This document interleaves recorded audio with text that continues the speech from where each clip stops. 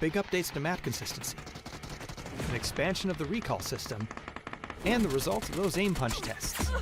All this and more as we dive into the Update 35.1 patch report. First up, as we talked about in the 2025 roadmap, we're starting our big moves towards standardizing key gameplay elements of the Battlegrounds experience. This will be a phased approach over the next several updates, and we'll begin with items. You'll see things like the zipline gun, emergency cover flare, and stun gun appearing across all Battlegrounds, while things like the thermal scope and blue chip transmitter are being removed everywhere. Take a look at the roadmap for all of our upcoming plans, or the patch notes to see the specifics of this first set of changes. Another way we're unifying the experience is by expanding the recall system to all maps, which means it's now available on Karakin and Miramar. Each map will have its own specifics for the system, so check out the patch notes for details. We're looking forward to seeing how these changes shift strategy on these maps. Next, thanks to your great testing and feedback, we're ready to implement the new aim punch system to live. We're going live with the settings from our last gunplay labs, and are looking forward to hearing your feedback on the system in the live environment. Last but not least, we're making audio adjustments based on your feedback, such as your shooting, driving, and the mortar explosions. Let us know how it sounds. There's also a new contender system in the workshop, a new survivor pass, more improvements to custom match, a new rank season, and more. So check out the patch notes for full details. Update 35.1 is here, so hit up a blue chip tower, call in some friends, and give your enemies a personalized lesson on how aim punch works. We'll see you on the Battlegrounds.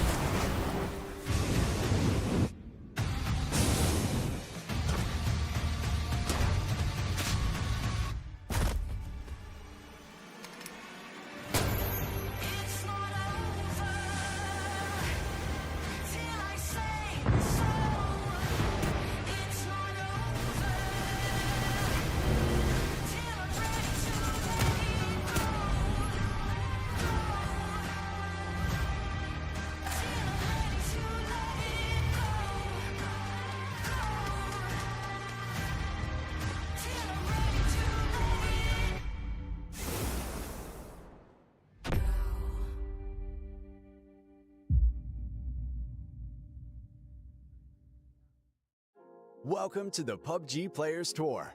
This year, we're introducing structured competitive play in third-person perspective mode for players of all ranks, levels, and ability.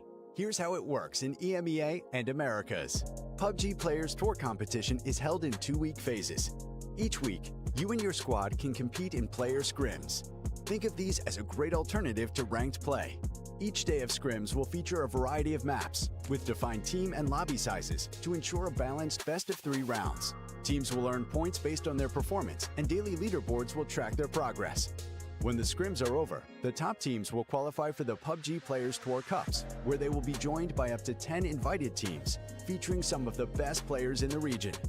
Players' Cup leaderboards will track team performances across 2 days of play, with the top 8 squads progressing to the final round of competition.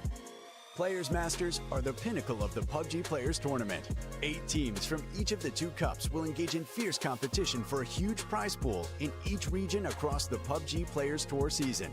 And for times when a Players Masters isn't scheduled, you can still get your PUBG Players Tour fix with Super Cups. These work just like Masters events, where again, 16 teams, 8 from each of the 2 previous Players Cups, compete for a share of the total cash prize pool. Welcome to the PUBG Players Tour. You know the game. Be a player.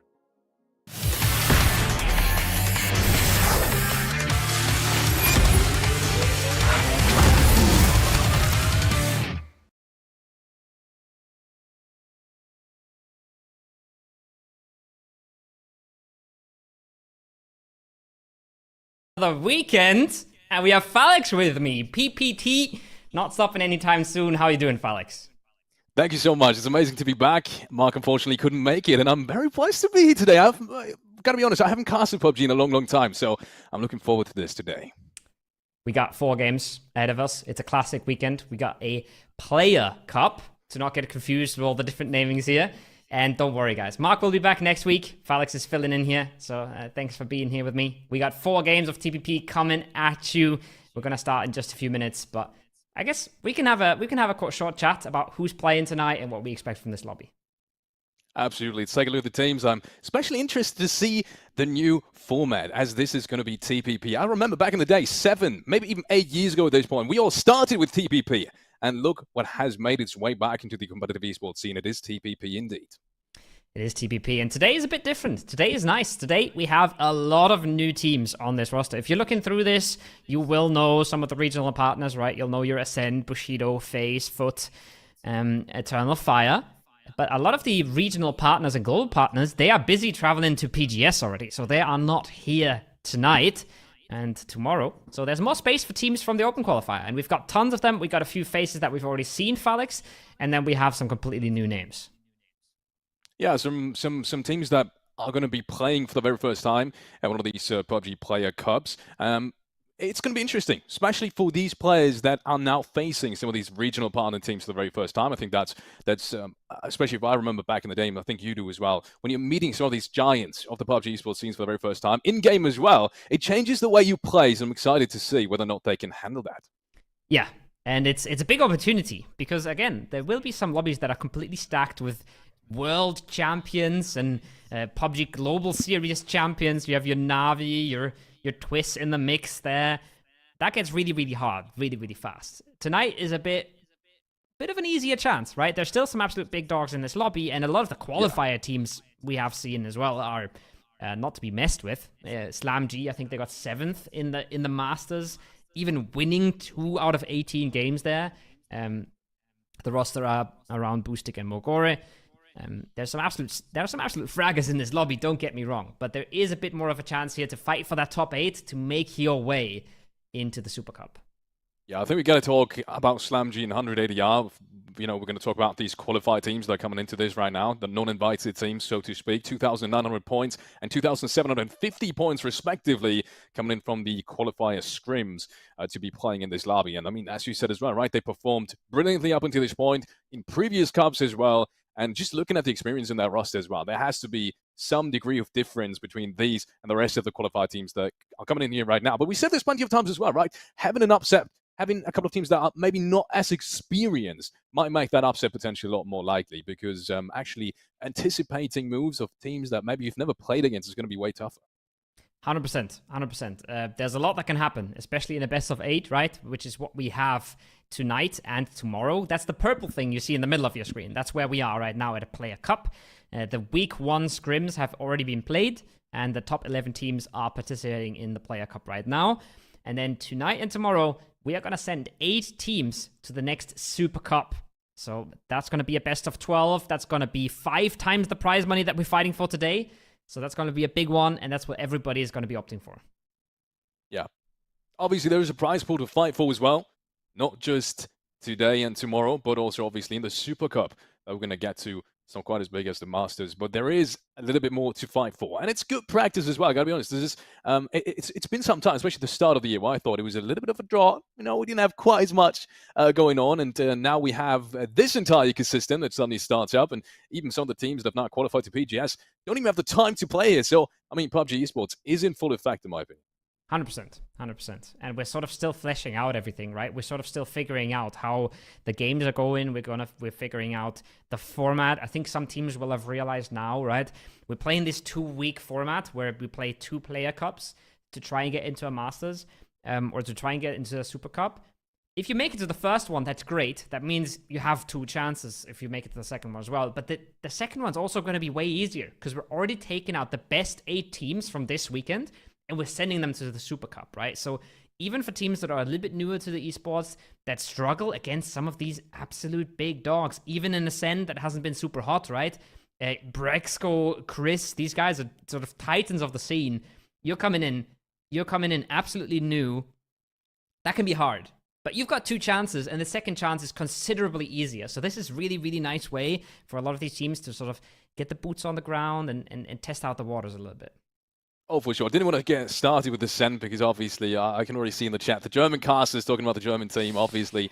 But yes, there is some truth to it. It might be good for them as well to get some of that confidence back. They've been missing it for a very long time now. I feel like, I think especially Braxton, he has to get back up on his feet and just maybe get a couple of wins in a row. Maybe that's what this team really needs to perform at the level, because the individual skill, surely that's not the problem these guys have. Same with, I think, a couple of the other partner teams as well, right? Foot Esports had been struggling. Now look at them placing really well in the recent Cup and the recent Masters we've just seen. So maybe there's some truth to it, that this, even though it might not be the most important tournament of this esports ecosystem that we have this year, might just have an impact on the rest of the tournaments of this year.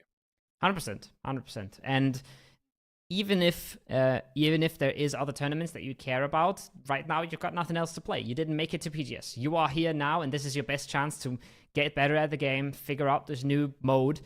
There's a lot of people saying that TPP is here to stay, right? There's a lot of people saying that we are going full TPP next year, and some people say that's not going to happen. Other people are fully convinced this is the way to get into it. This is the way to get good at it before everybody else is making the switch. So these tournaments are super relevant for the big dogs, and they're super relevant for people getting into it as a fresh start. And you can see that some of the new guys, they seem a little bit more hungry, right? Some of the people that have played LANs, that have been at the top, oh, yeah, they're a little bit more complacent. They don't really want to change anything. Teams like SlamG, I expect them to dominate here again today, because they're just hungry, they're grinding, and they're getting into it. Yeah, I also think there's an argument to be made that this might in fact actually favor teams that might not be regional partner teams that prepare for exclusively first-person tournaments right now, right? Yeah. Because the meta is different to some degree. The playstyle is different. We've seen this in the recent weeks as well. So maybe if you solely exclusively focus on TPP right now, you might have a bigger advantage than you might think, especially in comparison to the teams that have to prepare for the big tournaments, and even some of the partner teams that we don't see here today. So yeah, I think there's an argument to be made. This might in fact actually favor some of the teams coming in through the open qualifier and gives them another chance to actually perform at the very highest level. And also, I mean, it's a great opportunity to showcase yourself, right? 100%. Even as an aspiring player. There's another couple of streams now almost every single week, more than just a couple of streams every single week going on, and you can showcase yourself to the world. You can make yourself a valuable player coming into the ecosystem rest of the year even. Yeah. The other advantage that there's also there is just playing the scrims, right? Playing these player scrims 4 times a week. You can get TPP practice. You can play in a lobby that just doesn't compare to ranked or publics. It's just not the same. No matter how much you want to grind the game, scrims will always be the best practice you can get. And you can see that. And you could see that especially in the first week. So I'm super excited how that translates now, because now everyone, even the teams that aren't playing the scrims, because they are invited, they've gotten a bit of practice with the Masters and with the last player cups, right? So maybe the playing field has been leveled a little bit, but I can also see just consistently putting in the time and grinding TPP, putting you ahead of everybody else. This is interesting. I thought about that as well, right? What that means. TPP, I started it, well, I briefly touched on it at the very start of the broadcast, right? This is where we started from. I think this is where you started from as well. I remember a time where I logged into the main menu, right? This legendary music came up, and there wasn't even an option to play FPP. So this in turn might even favor some of the players that have been here from the very start. And I'm talking about VP, for example. I think it's the best case example, right? Ibiza. I remember a time when I was watching his stream and he was just plowing through any of these TPP lobbies. I think there is an argument to be made that he still got that kind of skill set from that time. And I think some of the newer players might have even never touched that. I think a lot of the players that play traditional esports, they might have never touched TPP. So this is actually going to be a big case of how well can you get used to that new kind of meta, new kind of playstyle. So maybe even some of the players coming in right now, even more so have an advantage. I talked about this not only in terms of the experience, but also in terms of obviously the new shift in meta as well. Yeah, it's super interesting because on the one hand, you say like, oh, they've never had this, but on the other hand, there's players in here that have been getting used to FPP esports for 7 years, right? And they think they've learned everything, and they think they know how everything works, and now they have to challenge all of that in their own heads. They have to try and figure out, okay, maybe trading isn't actually as effective anymore. Maybe spamming util is just the way to go now. But then on the other hand, yes, the guy can't hear me pushing him because I flashed him, but he can just see me with his camera, right? So like, there's so many things that they know in their head and they've learned and they've internalized, right? And they're not just thrown with a massive question where it's just like, does this still work? Does this still work? Do we maybe have to change this? So it requires a lot of flexibility. It requires a lot of sort of rethinking and being a little bit creative on their part, for sure. Ladies and gentlemen, we have 4 games for today, and the very first game might just be on our hands. It is Miramar to start things off, and I think, as I've said before, I think this is going to be a blast for today. It's going to be a blast. We're playing 1 map each. Mark has a sort of thing he always had to say every single time. He said wildcard maps. Every map's a wildcard. I don't know what that means. I'm not from the UK, but you don't really have time to adapt. If you mess up the first Miramar, that's Miramar done for the night. You'll play 1 more tomorrow. This makes drop spots a little interesting. This makes it a little bit harder to sort of figure out where everybody else is landing and figure out how to avoid all the hot drops, right? But it also means you got to perform right off the bat. It is 8 games, and, well, you can mess up a game. You can mess up 2 games, but you really don't have a ton of time to come back from that. So starting hot is super, super strong in these short tournaments. Yeah, do be reminded the top 8 at the end of these 8 games that we will see not only today but tomorrow. These will be the first teams advancing to the Super Cup in just about 1.5 weeks. Ladies and gentlemen, it is time to get into the first game. Miramar is on our hands. We are going. Plane is 463 players. We have 1 team playing as 3. That's Mind and Drive, but don't mind that for now. Fair plane. Right across southwest to northeast. Miramar. And I can't wait to see what the players have to bring here, Felix. Interesting playing path. Doesn't really favor anyone just yet. I think it's fairly fair for the very first game. It's what you like to see at the start of a best of 8, to be honest. That kind of format that usually, doesn't make players too happy, especially in a very stark lobby. But I think in a lobby like this, as you've said as well, a lot of these teams don't really know each other. There's a couple of partner teams, but not as many as you'd expect to be. I think that makes it very fair at the end of the day. I think the best teams probably will qualify. Look at that, though. Look at Chumacera. That's the drop spots I mentioned, right? There is just not as much knowledge about each other. There's not as much time to communicate drop spots. And right now, multiple teams already in Chumacera. SlamG, first one to pop off a few shots. But this is a bit chaotic. He's got to be careful here, Artix. He's dancing around the open, but if he doesn't get himself into cover, he might be in a bit of trouble. We've got another team just pulling out of this completely, but I think we'll stay with a 4v3 here in the city, Felix. Yeah, a perfect example of why this can be so dangerous, even for some of these partner teams going into a lobby where you don't know your enemies as well. You don't really know where they're dropping, and there's a good example of this, as I've said. Even teams outside Chumacera splitting, I think, church area even. So even that is being taken away from them. Less cars now, just all around scramble. You have to fight back even to some degree, even inside the city, which might make it even more dangerous of setting yourselves up. And if you said this is your only chance at Miramar, if you give that away, maybe even, a play of yours get taken out very early, this could mess up your game plan. Oh, it ain't looking good. Boostic, though, is taken down. What is that? That's a big, big drive-by. That might keep them alive for a second, but Artix with a big one, hollow on the MK. But he still connects, but this is the problem. Boostic, completely on his own, completely clapped down. He was confident in that spray, but Tatarin teaches him better. And that's an instant flush, and I'm not super hopeful for the res on that player, but maybe the name is true, and maybe they can get that back up. I don't think they should. I'm not too confident about it, especially with Lurix's spots, but you can see they might try for this. Yeah, I think this is super smart, but look at this. Lurix instead takes down one! Takes down, I think almost, yeah, he takes down both! That's great shots coming in from Lurix, and he knew as well that he just had to wait. He shouldn't have gone for the flush, and he didn't. That's great mind games coming out from Lurix. They had no idea who was there. Great reaction, though, as well.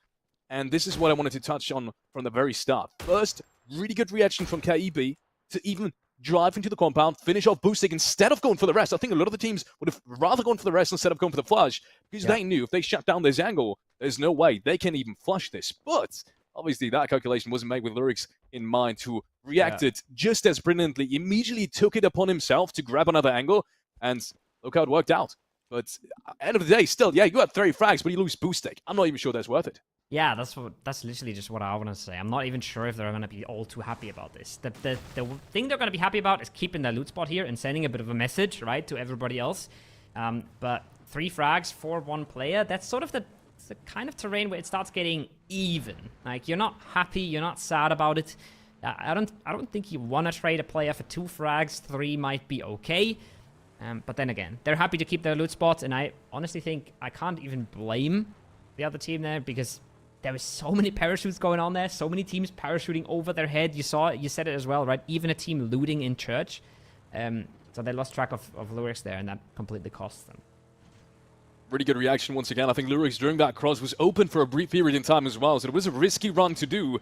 But he believed in himself. He knew that if he does make that cross, he might just have the perfect off angle on them and might just catch them the way they parked their car when they did try to enter. And I mean, that's one thing, right? Getting that cross, that's one thing. Hitting the shots as well with, with that distance, not an easy feat to accomplish. So great stuff coming out from Lurix once again, kind of salvaging as much as they can from that round, from that initial not drop down from Boostic. And I think Boostic at the same time, really surprised that they even had a weapon when they drove out of their city.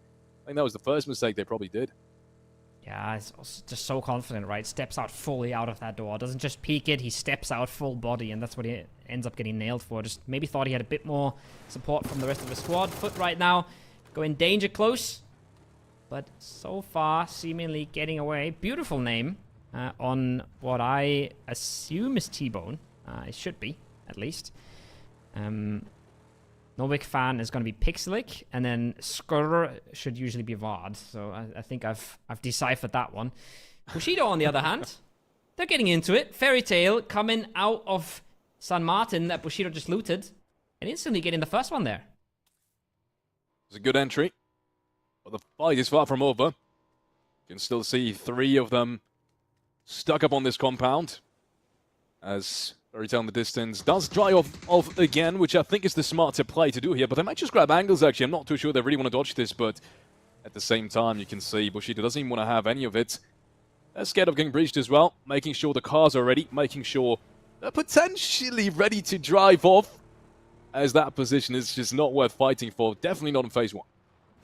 That's super rough. Losing a player just for nothing like that in Phase 1 is going to hurt for sure. But probably good to cut your losses here. Keep moving in. Scout towards that Minas Hill. Get yourself a bit of an idea of what's built in front of you. Believe still under fire from Foot, and it's looking like Foot has actually managed to catch one of them. They were the ones on the fire earlier, but they managed to just react nicely on it. Pixelic gonna get close. Gonna take a few more shots, and that player is mighty isolated. If they just manage to pop a tire here, they could hunt him down. If they don't, it's gonna be very hard shots. But if you're looking at the map, and exclamation mark map for anyone who isn't, if you wanna learn from the players, then that's always a good idea to check that out. Belief is incredibly split at this. Very unlike these two teams, Felix. They do have some kind of magnet on their cars, apparently, because once again, Bushido completely driving into Fairy Tail. They're going for the car blow, which I think is not even needed. April shoots him out with the AUG. Nelkov goes down. And just like that, another player falls to the hands of Fairy Tail. Second frag, which, I gotta be honest, not too fond of that rotation. They must have seen where Fairy Tail rotated towards. And to be honest, due to the fact that there were no shots anywhere in that direction, they should have maybe even anticipated they were up on Graveyard. So taking the exact same rotation path, definitely a risky maneuver, and unfortunately not working out for Bushido at this point. And just like that, they're reduced to 2 players. And look, there's more players now raining in. They might even hunt this at this point. They might even want to try and push them away from all these dips they've just rotated into. Yeah, That's super, super rough. They can just get hunted down now. You know there's a team that's a duo. You have a chance to hunt them down. You will. They don't want to overstep. They don't want to overcommit and lose one here, Fairy Tail. But if they can hunt this, they will. It's just, you don't really get fights with numbers advantage that easily. And more points you lock in early, the less you have to worry about late game shifts. So don't mind this at all. Yeah. Again, they just gotta be a little careful right now. No control over the whole Cantera, right? They have no control over who could be playing up on the ridge lines. Wow. So this is a bit aggressive, but I don't mind it. So far, been working out. So far, they're getting the mood going, they're warming up. If they can just fly on in here and clear this out, it's a good start to the game. Yeah, look at this. This is phase 1. Be reminded, this is phase 1. Like, they have all the time in the world as long as they don't lose all their vehicles to still make it into a good spot, phase 2, phase 3, and they don't even need to sit relatively center. So I really appreciate this play coming in from Fairy Tail. I think a big part of that reason is Bushido is one of the strongest competitions here, especially from the teams that came into the qualifier. They know this. They know this is an experienced team, and they've just taken out 2 of their players like nothing, literally on rotation. Just been gifted to them. Yeah. So you might as well take the rest of them down, even though we've seen this time and time before. Pushing an open spot like this in TPP is easier said than done. Yeah. And especially that cross that they're looking towards. If Bushido has any kind of idea that they're coming from this direction, which they don't at the moment, it could turn ugly very, very fast. Yeah, this is why I hope they call this off now. I hope they stop now, they reassess their vehicle situation, and they start getting a bit more intel, because they have sort of lost the momentum, right? They have given Bushido some time to set up for this push and to try get sneaky angles. So they should probably just go and consolidate. And I think they're doing exactly that. 30 seconds, 25 until zone. And this is going to be a big one. Phase 2 on Miramar is a big and important shift. Let's see who this is going to favor. At the moment, almost no team at the very edge of it in any kind of trouble. We saw Foot on the northeastern side in a especially good position. And if this shifts anywhere towards the east, north, or south, they might just find themselves in a perfect rotation spot. And there it goes. It centers around Impala. They've got all the necessary means now and all the options to take a very good spot. Same for FaZe. Yeah, this is big. This is big for a lot of teams. Look at Slam as well on the map. You can see their EP perfectly timed for this. They now have a really, really good timing to get on that Minas rock, as other teams are still in transition. Even in Eternal Fire, that was in one of the best spots for this zone, is just starting to rotate. Some of these EPs have already passed them and out-rotated them. Now, FaZe coming into the city, nice and fast. Maybe catching Belief a little bit off guard. Remember, Belief, the team that lost one to Foot earlier. But they have finally regrouped now, and they've got to be careful here. James is in a bit of dangerous territory, and he doesn't know it just yet. Shots don't instantly land, though. Well, that's a good headshot. Has to be careful of that follow-up, but at the moment, seems like he made his way back into the building. This is still a good setup from FaZe. I'm not too worried about James at the moment, especially since there's a lot of support coming in from the distance. See Gustav for the first couple of hits. Then again, Impala has been only taken by one team. It's been taken by 3 teams, essentially. If we do include FaZe, it's been taken by 3 teams. So I doubt James is going to get any support from the rest of his team. I think he's just there for an anchor to potentially have that, have the ability of committing to the city later on if he does center around Impala, which we've seen happen. But I think for now, he's unlikely to get pushed. More of an anchor position, face down the rest of their team.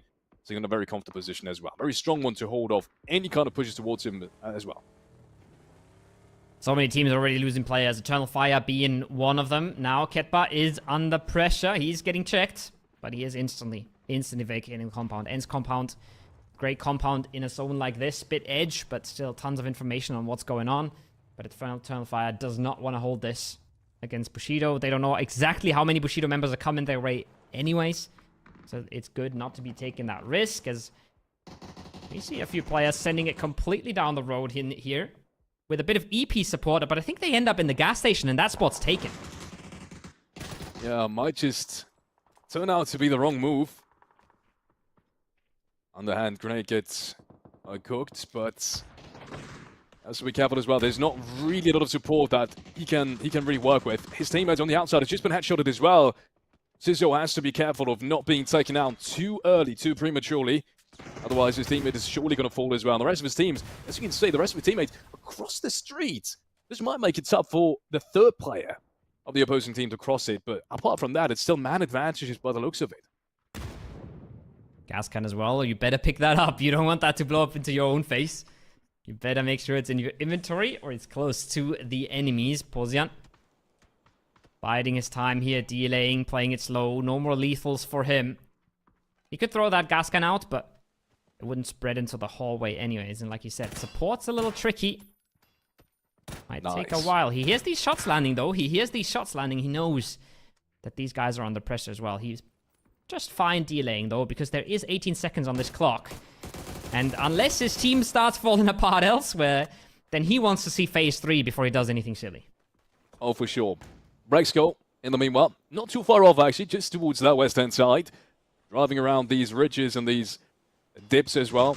We know Ascent loves these kind of positions, especially phase 3 onwards. That, unfortunately, is a shift that they will not love. It goes all the way towards the eastern side. This might be even more perfect for FUT Esports at the moment. You can see they are holding down their complete eastern and northern side of things.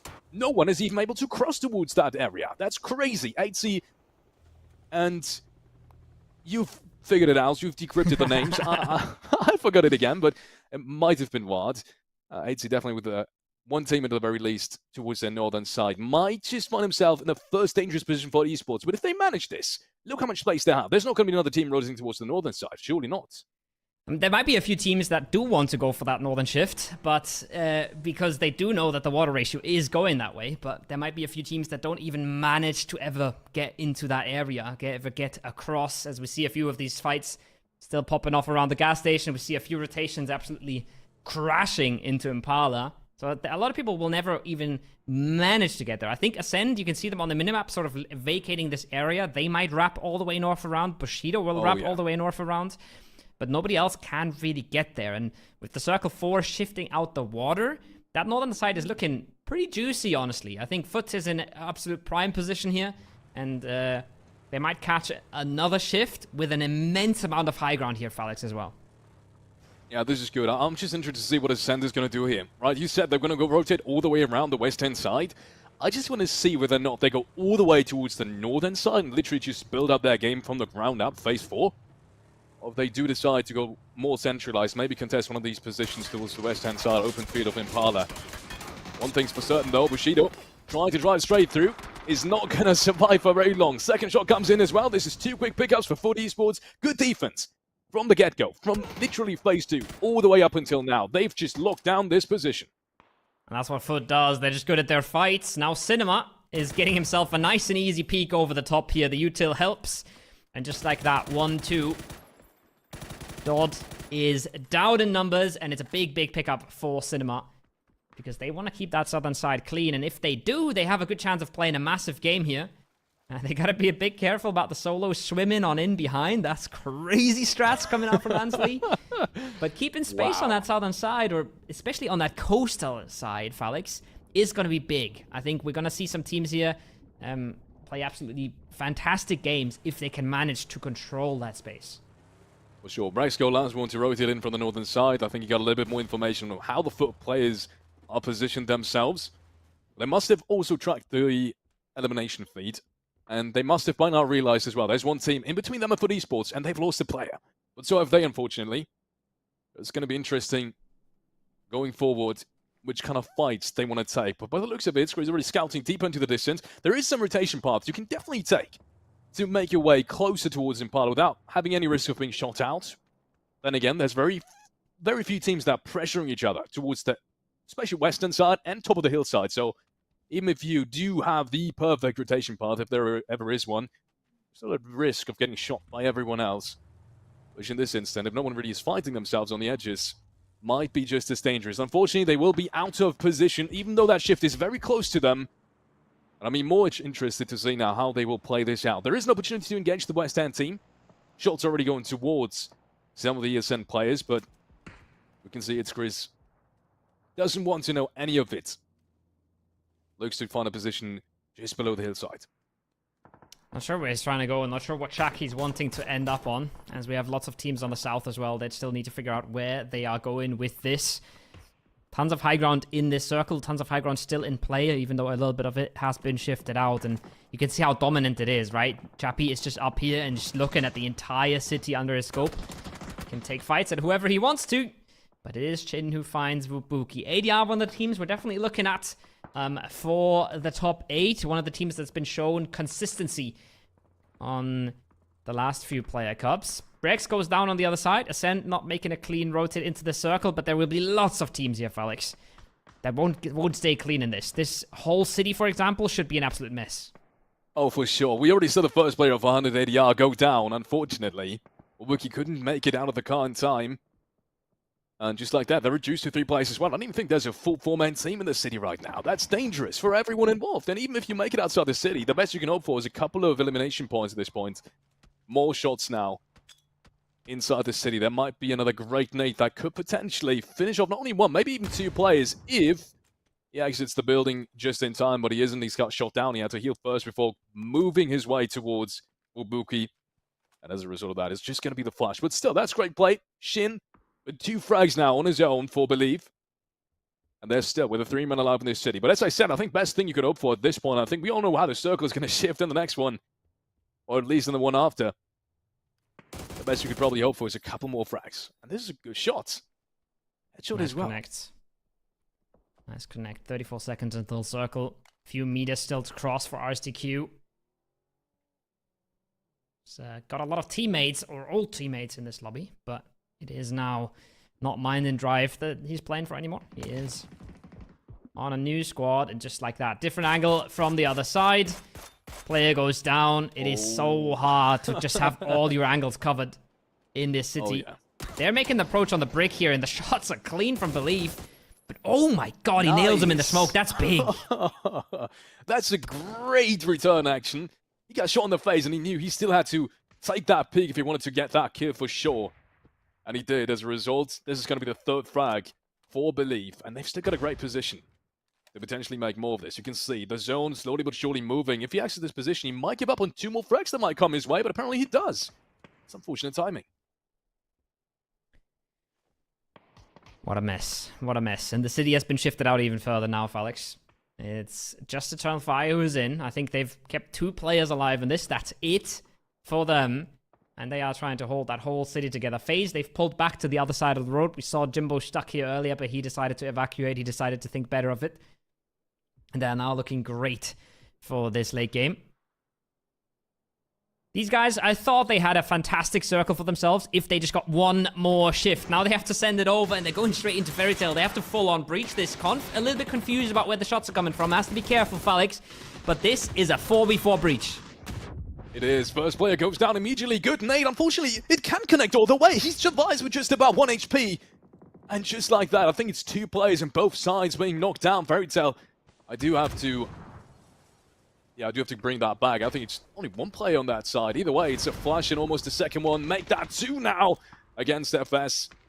Fairy Tail is holding strong indeed. 2 players left standing. Only 1 frag, unfortunately, been secured up until this point.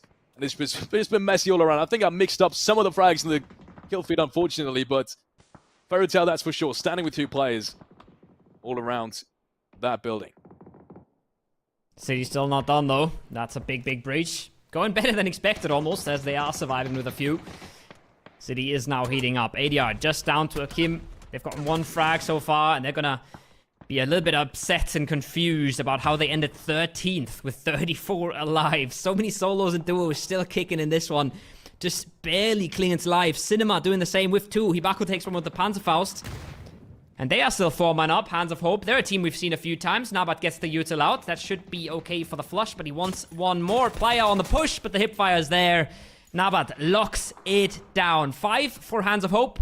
And they're looking to hold down their part of that city easily, Felix.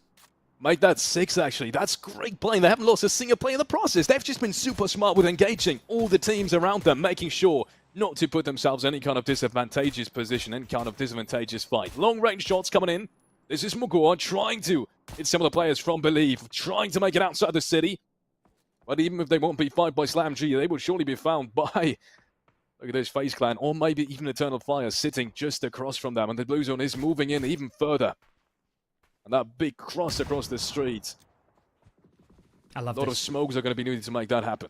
I love this from Foot. They're going out proactively before they have to. They are looking to clear and they're looking to damage the team next to them. Double blue zone on the open garage. That does good damage, forces them out. Now the nades are following up. The nades are not clean, but if one of them connects, and I think that one does. Oh, he's down to just 1 HP. There's one. Bart gets a big one over. Now they have an opener. They took one of the frags on this team earlier. They might have even taken the second one while we weren't watching. They know this is weakened. They know this is cleanable, and they are going for it right now. Drive-by is there. And just like that, Foot have made space for themselves on the northern side and suddenly have a chance to maybe go and take absolute control here. Amazing stuff. They got 23 seconds to get that res and potentially even heal themselves back up to full effect. Maybe even grab the loot. You've got so much time now to set yourself up, as you said, to take more space towards the northern side. And the only real team that can hinder you is all the way towards the west-hand side. And look at this. They need to move down from the hillside they're currently sitting at. So amazing play, amazing positioning now that is to come in Phase 6, Phase 7 for Foot Esports.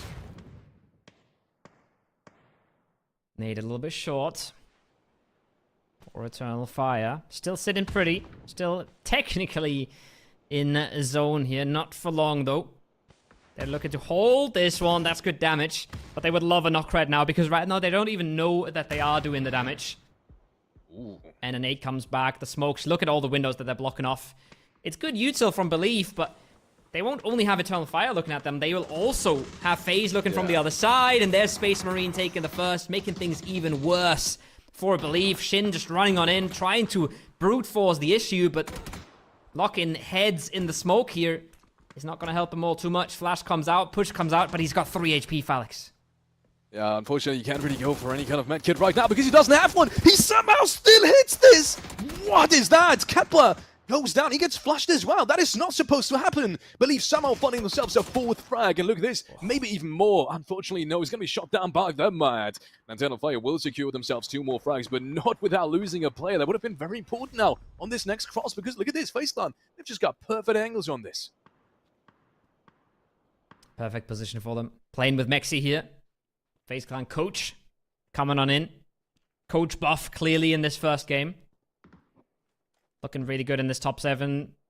Completely clean still. Got all the util they would ever want. Got the position they would ever want. Looking good for our game 1, but big points from the Mad here as well. It's not just the 2 frags, it's the placement point as well, and it's potentially another one. If he can get himself just a few more of these first aids. 3 is looking like it's it, but there it is. Ooh. Another placement for him. Just like that. Wow. A 4-point play. That's big. And that's gonna almost get him into zone. I was going to say, no way that FaZe doesn't let him do this. And just like that. He goes out, but makes a big stand for Eternal Fire. Unfortunately, though, for FaceLand, that's going to be a point that they will be missing in the end. Unfortunately, yeah, someone wasn't paying attention all the way. Unfortunately, they thought, no way someone's going to come in that late, and he did. But just like that, these 2 shots that they connected, not going to be enough to take him down. He will be taken out with the blue zone. Top 6 has been secured, though, by Eternal Fire, as we are making our way into the late game. We said from the very start this is going to be an amazing game for Foot Esports, and they've already secured themselves double-digit eliminations. That's crazy. And still, I keep coming back to this. They've still got a great spot. Yes, they're not deep inside the circle, but they can move themselves into it very easily and on by foot. They don't even necessarily need the cars right now with the sidelines they've got. I'm a little bit worried about Pixelic there, but he seems to be well aware of what's going on as well. They've cleared this out with util. They respect an Ascend solo to be here. Chris realizes this as well. He's got to go deeper. He can't just stay on the edge and hide. He's got to go for a spot that actually gives him chances to survive in this, and he does.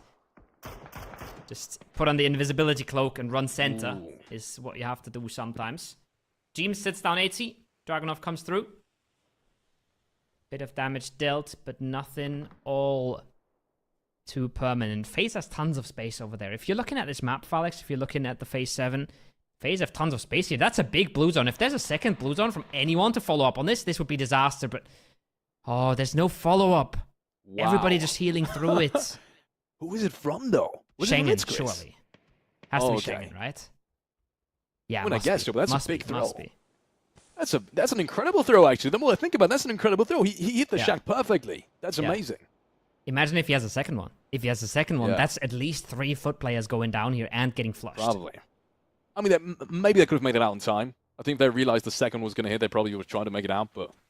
I think still, I don't think they it's- don't really have the space because FaZe was knocking 80, right? So they don't really have the Maybe, space but I think to that was run like a away from it, pixel but yeah. peek through some of the windows.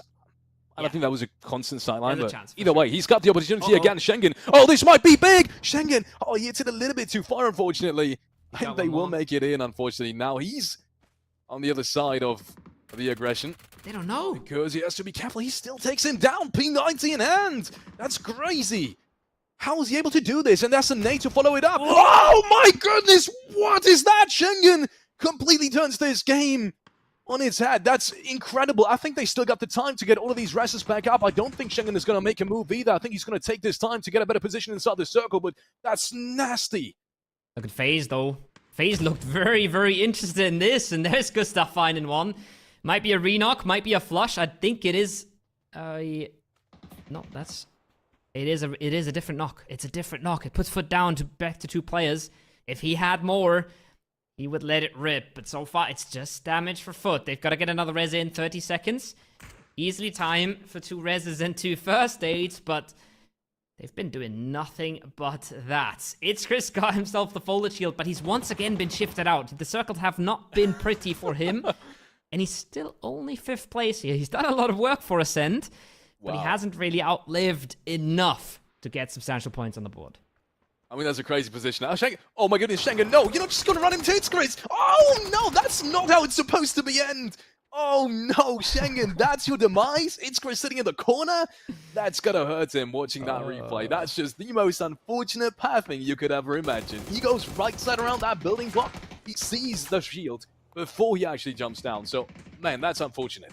It's unfortunate. Chris taking a lot of fire, though, at the same time. A bit of help coming over the shoulders from teams shooting each other, right? Hoppage taking a ton of damage from foot here. It keeps Chris alive for another second.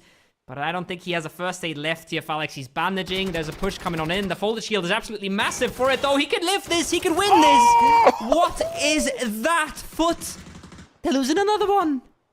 I'm not even sure who they just took down. You gotta tell me. No, that's Pixelig, obviously. Pixelig gets taken down by its Chris, and it's falling apart for Food Esports. Sure, they have done their part in this round. They've done their part. They've got double-digit eliminations by far. I think they might even, depending on how far they go in this round, still take that first spot in terms of overall points being secured, depending on how much FaZe is really going to do in this endgame. But yeah, either way, that was their round to lose. Ah, that's disaster. That is disaster. Pixelic being so alone there, I think he gets pressured by the blue zone. That's why he commits so hard into that fight. But then the folded shield is so genius, right? It's one of the best additions to the game since a long time. And Chris uses it perfectly, dodges all the pre-fires, and then just pops on up with his own hip fire. Gets himself a 5th, potentially a 4th when Vard gets found by Gustav here. I think his days are a bit numbered as well on top there. But Chris, he wants to go deeper. He knows that he has to go deeper to live. He knows he can't just stick around. Gets a good bunch of damage in here, though. And now he can live. Now he can wait this out for a bit. Yeah, but he knows this round. He's got almost no medic stuff. He's got no positioning either. He's all down by his lonesome, and just like that, Nate comes in. Fairytale's going to pick him up, down to just 3 teams now. Foot Esports has still got 1 layer left alive, and look at this, he's jumping down. He wants to get into the action. He knows there's a flush just behind this little fence of his. He's not even going to go for the flush. He goes for the second one. He takes him down as well. What kind of headshot is that?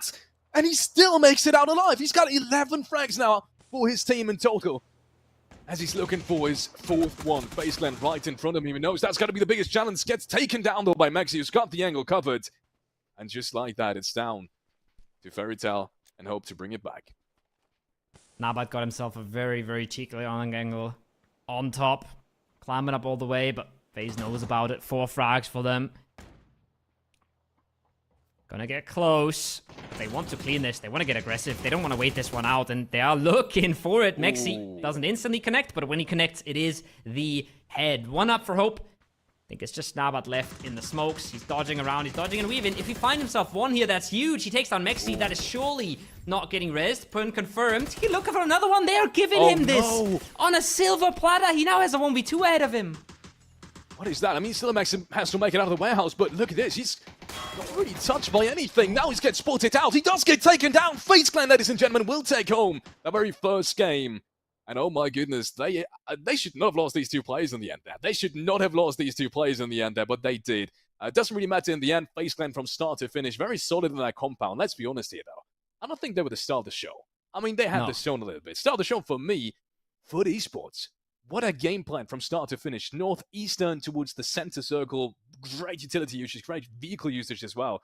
The absolute star of the show for me. When I saw he had a jammer pack as well there, Nabat at the end, when I saw he had a jammer pack and he could just run through the blue and get a good peek out from the door. Maybe. If he instantly knocks that first one, if he's a little bit lucky on the timing, there's a world where FaZe loses that. So that was a bit sus. That was a bit sus there in the end. But can you blame them when they're sitting around for so long, right? They're waiting for all these fights to come to them. They finally get one. So get a little overzealous, but it does work out in the end. And it is a big, I think, 16 to 17 point game for them. So absolutely massive, even though Foot, the more proactive team, the more aggressive team on that northern side. Oh, yeah. Still big for FaZe. I'm really interested to see the overall leaderboard now, because I could imagine that, once again, for the Esports, through the amount of frags they had in the end, and it's still a top 3 finish, if I saw that correctly, or top 2. Actually, not top 3, maybe even top 4 for sure. I think they got 4th place. So, just the amount of points might still be enough to take the overall 1 spot, but coming back to these highlights, a lot of contested areas. This is ultimately where it ended as well, so I can understand why some of these teams were really trying to fight forward very early on, but not really kind to anyone but FaZe Clan that circle. Bit rough. Tons of mountains, tons of water in play, right? So the circles are a bit tricky. And Foot realized, especially when that Phase 2 came around, but they were sure when Phase 3 came around where this game was going. And this was the play that I really liked. This was them not waiting around. This was them taking matters into their own hands. And if they would have waited a lot longer, then Novik Fan or Pixelic would have gotten off the mountain before this fight happened, and then this fight could have delayed, they could have maybe lost one, and suddenly their game could have been over. So, nice proactivity that does win them the game here in the end, or win them the game points-wise, potentially in the end. And that's what you gotta see. It's not just about knowing where the zone's gonna go, or playing the zones right. Sometimes you gotta figure out when to get aggressive and when to stop being passive, and I think both FaZe and Foot did a really good job at that this game. Yeah, not just there in the end. Not just there in the end. I think they did that from the very start as well. We saw them pushing away that team, I think like 2 phases beforehand as well. We remembered, or at least I remember, it was Phase 2 or Phase 3 where I said, Ace is got to be careful now of not going into that fight. And he still won that fight. He was looking for it as well. Even though he was all on his lonesome up there towards the northern side, he was looking for it. He pushed away that team, and thus they rotated down, which is 3 players left alive. And as a result of that, they were able to make it a 4v3 in the position that we've just seen. So, I mean, just from start to finish, great play coming out from FUT Esports. And, I mean, got to give it to FaZe Clan as well, right? We're talking all FUT Esports. We've got to give it to FaZe Clan as well. They held that down very solidly, even the end game there. I know it got a little bit shaky, but I think we both knew they had it in the bag. I was way more convinced, actually, than you were. It's just when I saw the jammer pack. Before that, I thought he was never making it out of the building. But because he had the jammer pack, he's got those extra 5 seconds to get out of there. And with Fix just standing around in the open, there was a chance for that to go wrong. But in the end, they do manage to pull it together. And yeah, like you said, right? Plenty of good and early plays. And I think that also speaks to the players figuring out the meta a little bit more. You can be quite sneaky in third person, right? And that's why I think why we see so many players dying early as well is they're pulling up to compounds as if it was FPP, and a player scouting would have to be visible. And then we saw Eternal Fire losing one to that. We saw Ascend losing one to that. We saw the Greeks go next Esports losing one to AT like that. I am assuming AT just played his position very, very carefully, used the camera advantages a little bit, and gets himself an early pick like that. So they're sort of figuring out the meta. FUT seems to have a good grasp on it. Yeah, they seem to be very solid all around. I'm interested to see how the next game is going to go. Ladies and gentlemen, I know the players are almost ready inside the lobby. We do have a couple of more minutes. I got to touch on one topic, though, because we started off this day saying that so many qualified teams should, in theory, have the advantage going into this, right? Not only because they have potentially more time to practice TPP, but also because they have, the additional scrims where they had to qualify in the first place. And besides these points, still had all of the favorites almost, be alive at the end. I'm very surprised that there's so few qualified teams up to this point have been performing this lobby, because I know there's some very strong ones here as well. Hold that thought, though. We have a break ready because the next game is almost ready for you guys. So we're going to go to a very short break. We come back with more action to you in just a few minutes.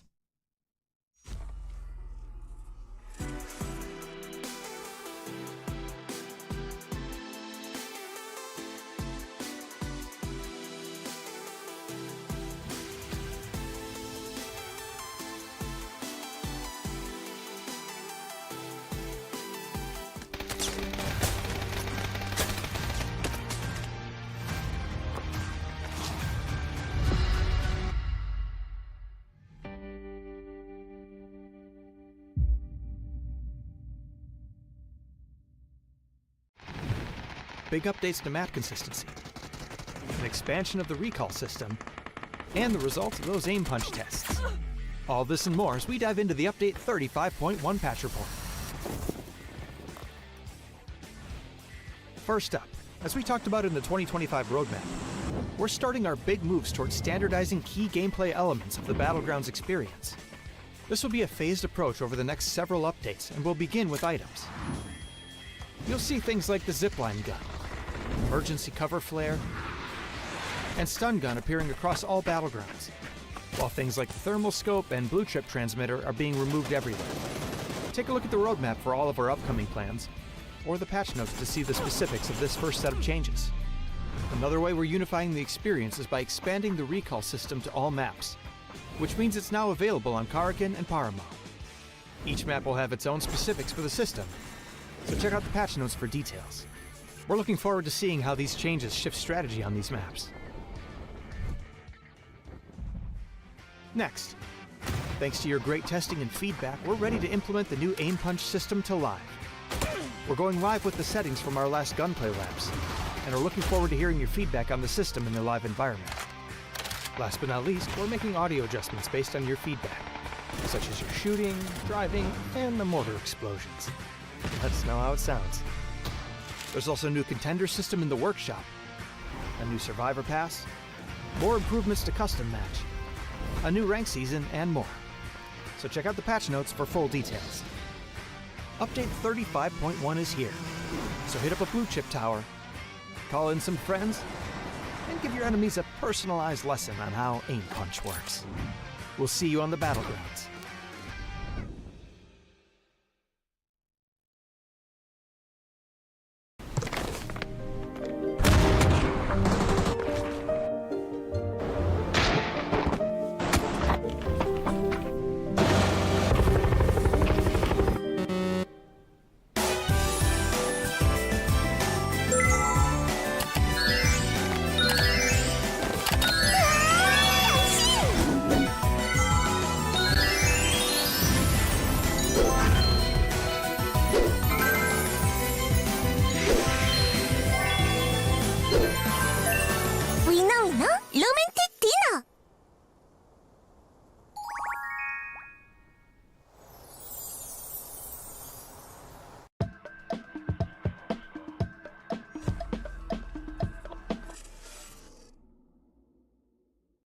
We are back for game number 2, just like that. Very, very short breaks here. We run these games fast. We pump them out the pipeline. And before we head into match 2, before we head to Takeoff, Alex, I think we should have a look at the leaderboard, because that game, talked a bit about it, but it was very, very close. And we should not forget about Hands of Hope here. 9 kills and a second place means that they got into second place. I was way off. I didn't think FaZe Clan had as many frags as they did in the end. 17 points for FaZe Clan taking the first spot. Hands of Hope 15. And you're right, not to be counted out, because for the Esports, actually below them in third place, 15 points as well. And then comes Fairy Tail, one of the qualified teams. Never to be underestimated. Very experienced team as well, with 13 points. That's it for double digits. Eternal Fire, Ascent, Belief, and SlamG. No surprises there. All inside the top 8. Yeah, lots of teams that we expect to perform, but it is still a single game, right? Don't get confused about the logos. We're going to fix them for the next leaderboard for sure. FaZe Clan is still in first here. That is not ADR despite the logo, so something probably went wrong with the team slots there. No biggie. We're going to get that fixed for you guys in a moment. We're not going to worry all too much about the leaderboard anyways until tomorrow, because we are playing 8 games. So the leaderboard after the first game is nice, and it's cool to see that some of these teams did it by fragging and some of these teams did it by winning. But it gets really, really relevant tomorrow. That's where the leaderboard comes in and is absolutely important, because tomorrow is all about getting that top 8. Yeah, up until this, maybe even up until like game 7, I think almost anything is still possible due to the fact that we're looking for top 8 essentially. And even after this week, right? In theory, we just do it next week. Just do it next week. So you still got the chances coming in through these scrims that will be happening from Monday to obviously Thursday each week for the qualification for the tournament for the cup that we have today. So in case you haven't signed up, it is time for next week. Get into the scrims, get yourself a chance to play in these tournaments, get yourself a chance to get casted by me and the fantastic Mark Power next week. He's coming back, don't worry guys, we'll get him back. We just couldn't get him for this week. But we are going for Tego. No puns here because Mark is not around, but we have a second game for you guys, so let's hit it. Unfortunately, I'm not as good with puns as Mark. Fortunately. I'm not good at all, actually. Fortunately. Oh, wow. The Don't let Mark the hear dad this. jokes have been out of control. Don't let Mark hear this. That's, wow, that's blasphemy. Either way, ladies and gentlemen, we're going into Tego. It's another very fair playing path. And same as last game, lots of teams that haven't played against each other necessarily, especially on this map. So we might see a little bit of contention early on in this map, even though I gotta be honest, there isn't too much that I'm looking at right now. I think most of these teams that are very close to each other right now, that are driving down, still have the opportunity to dodge this. I don't think anyone's really contesting in drop spot just yet. I'm a little bit worried about Cinema. They're east of Terminal. They are looking to contest for some of these vehicles, and they are very, very involved with each other. That's the team that I'm a little bit worried about. And then I'm a little bit confused why so many teams decided to go for the northern drop, especially when Ascend has been looting the army base for quite a while here. But a lot of these newer teams, they might not know these drop spots, and they might also not care, and they don't have to care, right? It's absolutely in their own rights to hot drop whoever and whatever they want, and you could see Ascend instantly dodged out, not ready for the hot drop themselves, not convinced that that's a good way to spend their time. So with the Northern Circle now, a lot of these teams going to reconsider and going to take a lot of the priority compounds very early here, Felix, because they're already looting them, so they're going to shift mighty, mighty fast. Classic Ascent bike rotation, I guess. Restart of phase 1. I'll be looking to find a good spot in phase 1 as well. Been some time since they've had the big success on this map that I think any Ascent fan in the chat has been waiting for. Let's be honest, the success that you had when you first started coaching this team. Unfortunately, ever since then, it's been a rocky road, but they've had rocky roads before and they come back. They come back stronger. So I'm not too worried at this point. Even though maybe that rotation is what I should be worried. Oh, wow. He actually didn't want to... I think he was worried for a second he was going to get breached there with people with weapons. But no, I think this is just, I think, two plain Ascent players pulling up on his compound. Could have definitely shot them off. Unfortunately, the decision in that point has been to make sure he stays alive. But now he's kind of stuck in that building. Surely, sooner or later, they're going to realize that someone's here. And at that point, it might just be too late, because look at this. Rest of his team pulling up. Yeah, they're instantly there converging, and Ascent doesn't know that they have a player in their compound. So now they're going to focus on the south side, might even open themselves up completely, and Akim should easily be able to pick something off here. He has all the angles, even Payne's just standing in front of the window there. Should be an easy pick for him. There's the shots, there's the connection, and Chris is not there in time to do anything about it. Ascend not ready to group on this. Chris would love to just get the hell out of here. He knows this is absolutely doomed. The mini rings out, the SKS, excuse me. But it doesn't connect, and just like that, he's severely outgunned. No chance. They just did not have an idea that anybody was in this compound. No chance. It's a good pickup from 180i as well. And this is, I think this is a perfect example, this textbook example of what we just talked about in the very start of this game, right? They already know where everyone else is jumping. And if you mess up your timings at the very start of it, if you don't find the vehicles you need to, if you ultimately have a longer rotation timing, even towards the compounds you originally planned to go to, than you'd normally have, you might find yourself with people inside of it. And that textbook play from 180i as well, making sure he waits for any kind of, waits for his teammates to arrive to make any kind of move, and thus 2 easy pickups for them. Good start. Unfortunately for Ascent, quite the opposite. Bit of a rough one. Hope, meanwhile, EPing into the city in phase 1. I'm not loving it, but if they get themselves somewhat car spawns here, it wouldn't be all too bad. I'm not super hopeful that they'll get away with a lot of vehicles, though, considering how stacked that northern side was, considering that there was a team looting the city itself. They might just be stuck with 1 vehicle here as a 4-man, and that is just not enough to have a good chance into late game. Ascend now realizing we're just a duo. We want to send it. We want to get something more center. We don't want to stay edge as 2. Oh! What is that from Metebe? Okay. He just completely nailed him. Was he? Is Metebe the one in the first building? How did he even have sightlines on this? That's crazy. Second building. Oh, he was in the second one. That's even more ridiculous. That's crazy. Great shots coming out from him. And that's I mean, that's ascent done and dusted again. It's a best of 8. You know, there's nothing to worry about just yet, but it's got to hurt your confidence. We said the Senators, you know, potentially the team from the part of the teams coming in that needs, you know, a little bit of success the most. Yeah. I mean, reasonable game 1 when you look at the points. When you look at how that game went, not so much, right? When you look at how much agency they had in that game and how much of it they were deciding themselves, not really super fancy, not really super shiny in the way that went down. Things have slowed down a bit though, so maybe this is a good time for us to have a bit of a look at the map and see what the teams themselves are up to. As we do have... Oh, that's a pull-up. Never mind. Topsters are just flying the heck in. They're not respecting this from Bushido at all. No. Metsubai picks up his 3rd frag of this round. That's unbelievable. Bushido is... I mean, they're making up for the missed start they had on last game, right? These rotations that I was criticizing to some degree. Criticizing is a harsh word, but I was a little bit more curious about that. They should have been, potentially. They're making up for it. That's the 3rd frag, just like that.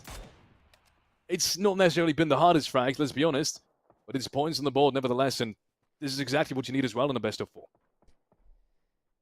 Big points. Big points. As we have a bit of a look here at what the teams are doing, and we have a bit of a look here at what a lot of these teams are planning. Get nerdy, guys, get ready. We are looking at rotations here. I'm looking, when I look at this map, I'm looking at Cinema, and I'm not quite sure what's going on there, why they are swinging south, but they've got plans, that's for sure. But I'm looking at Eternal Fire here, Felix, and I've seen this plenty of times from them, where they stay in circles like this, they stay on the southern side, and they hope to just keep control because they see across and then send it on the bridge late. But we've seen them fight FaZe Clan here as well, so I'm not sure if these two teams are just waiting for one more zone to kick it off. But we've seen them here a surprising amount of times, considering this circle probably has about an 80% chance of ending north here. So super curious to see what the plans are for FaZe Clan and Eternal Fire here. And then I'm really hoping that Cinema doesn't just drive in here and get very surprised why 8 players are blasting their guns at them. I mean, it always looks like they just want to completely skip phase 1, right? And just maybe even stick to the blue zone until phase 2, kind of decide on which bridge they take. They could still very much... At this point, right, rotation timing doesn't matter anyways, right? You're going to be late no matter what. So maybe even to phase 2, depending on how fast you're going to make it inside the first one. But unless you have the very perfect, the most perfect entry, and you get the zone, then you're going to be late for phase 2 as well. And they know this, right? They knew this from the get-go. So I could imagine they're just kind of waiting on phase 2 to you know, go through and then kind of decide on which edge was probably going to be the most clear one, most likely. But yeah, interested to see what FaZe Clan does as well. I could very much see them fight here for the bridge as well. Yeah, it's just super curious because we've seen them clash there multiple times in past player cups as well. It's like they're just, you know, they're sending each other an SMS in high school. And they're We're like, coming. Meet you in front of the McDonald's. Be there in 12. And then they just square off, you know? That's the kind of vibes I'm getting from this fight. Because to me, it doesn't make a ton of sense for FaZe to still be sitting in Hosan in this circle, right? It's not what you would usually expect, right? Either you're going for rotation routes, or you're going for information, or you're going for camps. But who are they camping in Hosan? I am not entirely sure. There's also a chance that they are just a bit scared of getting camped by Eternal Fire because it's happened to them so many times. So maybe that's just, they're just taking an absolute maximum amount of time to scout out that area and to not run into Eternal Fire yet. You would expect if they do want to hold out for that fight, you would expect them to be in the compound just south of the bridge, right? That's the most surprising part about this. Yeah. I mean, sure, you can just swim across, you know, and you have vision on the ridgelines, you know, on the other side, and it's a good place to be as well, but you surely wouldn't prefer to do this if you had the opportunity to just go towards the compound just south of it, the one that's, you know, Gustav is scouting on right now. Look at that, though. So Gustav is spotting the Eternal Fire car. He just saw that car there parked in the forest. I think FaZe has a pretty good idea of what Eternal Fire is doing or trying to do. So they have sniffed it out. So they have figured out what's going on there, and I love it. I think that's really good from FaZe. FaZe now popping, and they are driving already. They've got the momentum already. If this ends Palace, they would be the first team there, and they're in a pretty good spot now. Yeah. But so is Foot. I'm loving That's this. even more. Yeah, That's Foot even more is crazy to me. center, Foot is, right? Yeah, Foot is Foot, I center, mean- but Foot was here at the circle before. FaZe is just here because they started driving 20 seconds before the FaZe pop, and that's exactly what you want to be doing sometimes when you don't have a position, right? You send it a little bit earlier, and then you have all the momentum, all the time in the world, and you beat some of the teams that were originally much closer to these spots. Yeah, but yeah, this pre-scouting kind of driving path, especially if you're FaZe Clan, you're coming from the southern side, you know the coastline is clear. You can almost see the entire coastline. You know there's not a single team there. You know that rotation path is going to be clear. So there's no reason not to drive early, actually, if you know it's going to shift up north. So good on FaZe Clan. And even more surprising to me now what Eternal Fire is doing. Maybe this has been the master plan all along, because look at this. There's another team coming in from the west side. And this is Cinema, the one team that we were talking about the entire time. They've made a big rotation. Let me tell you that much. They've been step farming that rotation path for the last 2.5 minutes. They've just been driving non-stop constantly. And they might just be rewarded, potentially. See the player swimming? I don't know. I don't know. I think this is going to be disaster. I think Ketba is just completely out by himself, but they will have no idea that Eternal Fire is here. Put yourself in the shoes of Cinema, right? Coming in here, 20 minutes late to this zone, and then somehow there's just a team hanging out in the forest, just camping you, just waiting you out. Like, you're going to be scratching your head. You're going to be like, wow, like this is how the big dogs play. This is how the professionals play. Very, very curious, very confusing. As we see FaZe Clan talked about it, right? Got themselves a good spot, and now they are rewarding themselves with kill points because Belief is late to the party here. Yeah, not so much confusing to me how FaZe Clan just did that. But even fortunately drove straight in towards them. One more nade should seal the deal. This is perfect. Down to just 9 HP. He has to make it out of the smoke. But he stays in the room. And FaZe Clan doesn't follow it up with any more nades, unfortunately. And he's able to get that first aid off. Maybe even potentially. If he hits another smoke, and he does, and I think the outside ones, they should be fine enough as well. He could get the second player back. So maybe FaZe Clan hasn't finished this off just yet. Now the nade comes in. Unfortunately, hits the far corner. Does knock another one. But that was the one that was pretty knocked too. So there is still one player left alive. Now they do know in which room he is. And that nade is going to hit just perfect. FaZe Clan finding themselves, I think, 4. I think all of them. 4 eliminations to start things off again. Yep. Starting the day off right. Eternal Fire is on the second swim now. Ketba already made his way across. He's right in the hands of Cinema, and his teammates should be well aware of that. They should be live marking all these players for him, but Cinema is not quite ready for Ketba to be so early, but they're not even looking. They're not even watching south. They're not even giving this a possibility, and that might come back to bite them, because McClay is just riding into the open arms of Ketba, and that's going to be a big opening. That's going to be not that hard to hold as well, with the ridgeline he's gotten himself. No, we're getting a little awkward now, but I can't feel like Ketba is surely going to get 1 or 2 here.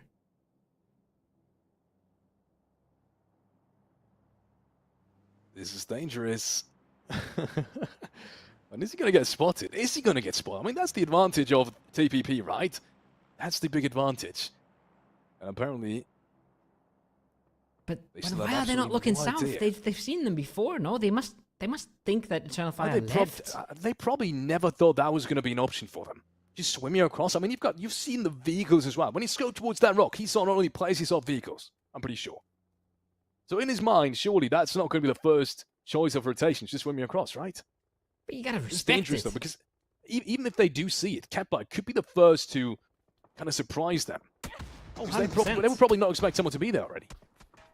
Oh, there's actually a knock coming in from all the way across the map now. The Mad from the blue got that knock just as we went away, and now Kepas brings the trap, and just like that, game is almost over for Cinema. Player behind the car gets naded out. That's a dangerous spot to be in. Wow. But Dacia doesn't want to be there either, and just like that, Cinema is done.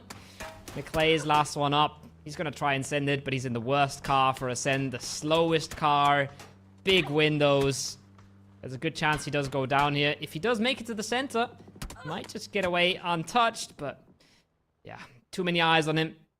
Nice MK shots from Xizu, and he does not make it out. Cinema, they're not ready for the craziness that Eternal Fire has planned. Eternal Fire, they had an EP in their back pocket, and maybe that's why they didn't care about position at all, but they definitely caught them off guard. I think that is fair to say.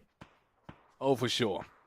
Either way, good play from Eternal Fire. Kappa realizing when he needs to spring that trap, and he did perfectly. Some very good frags going the way of Eternal Fire. And a position that we both thought was semi-perfect, I guess. I mean, that whole entire decision to stay towards the southern side there. There must have been a reason for it, just probably not a reason that we can decipher from you know, in the commentary desk. And just like that, they do have a rotation path open to them as well. They could continue to play that southern path, but they do decide to cross the road and play more on foot, more towards that forest side, which is going to result in a couple of fights. Potentially even next phase. It's going to be an absolute mess on that southern side as well.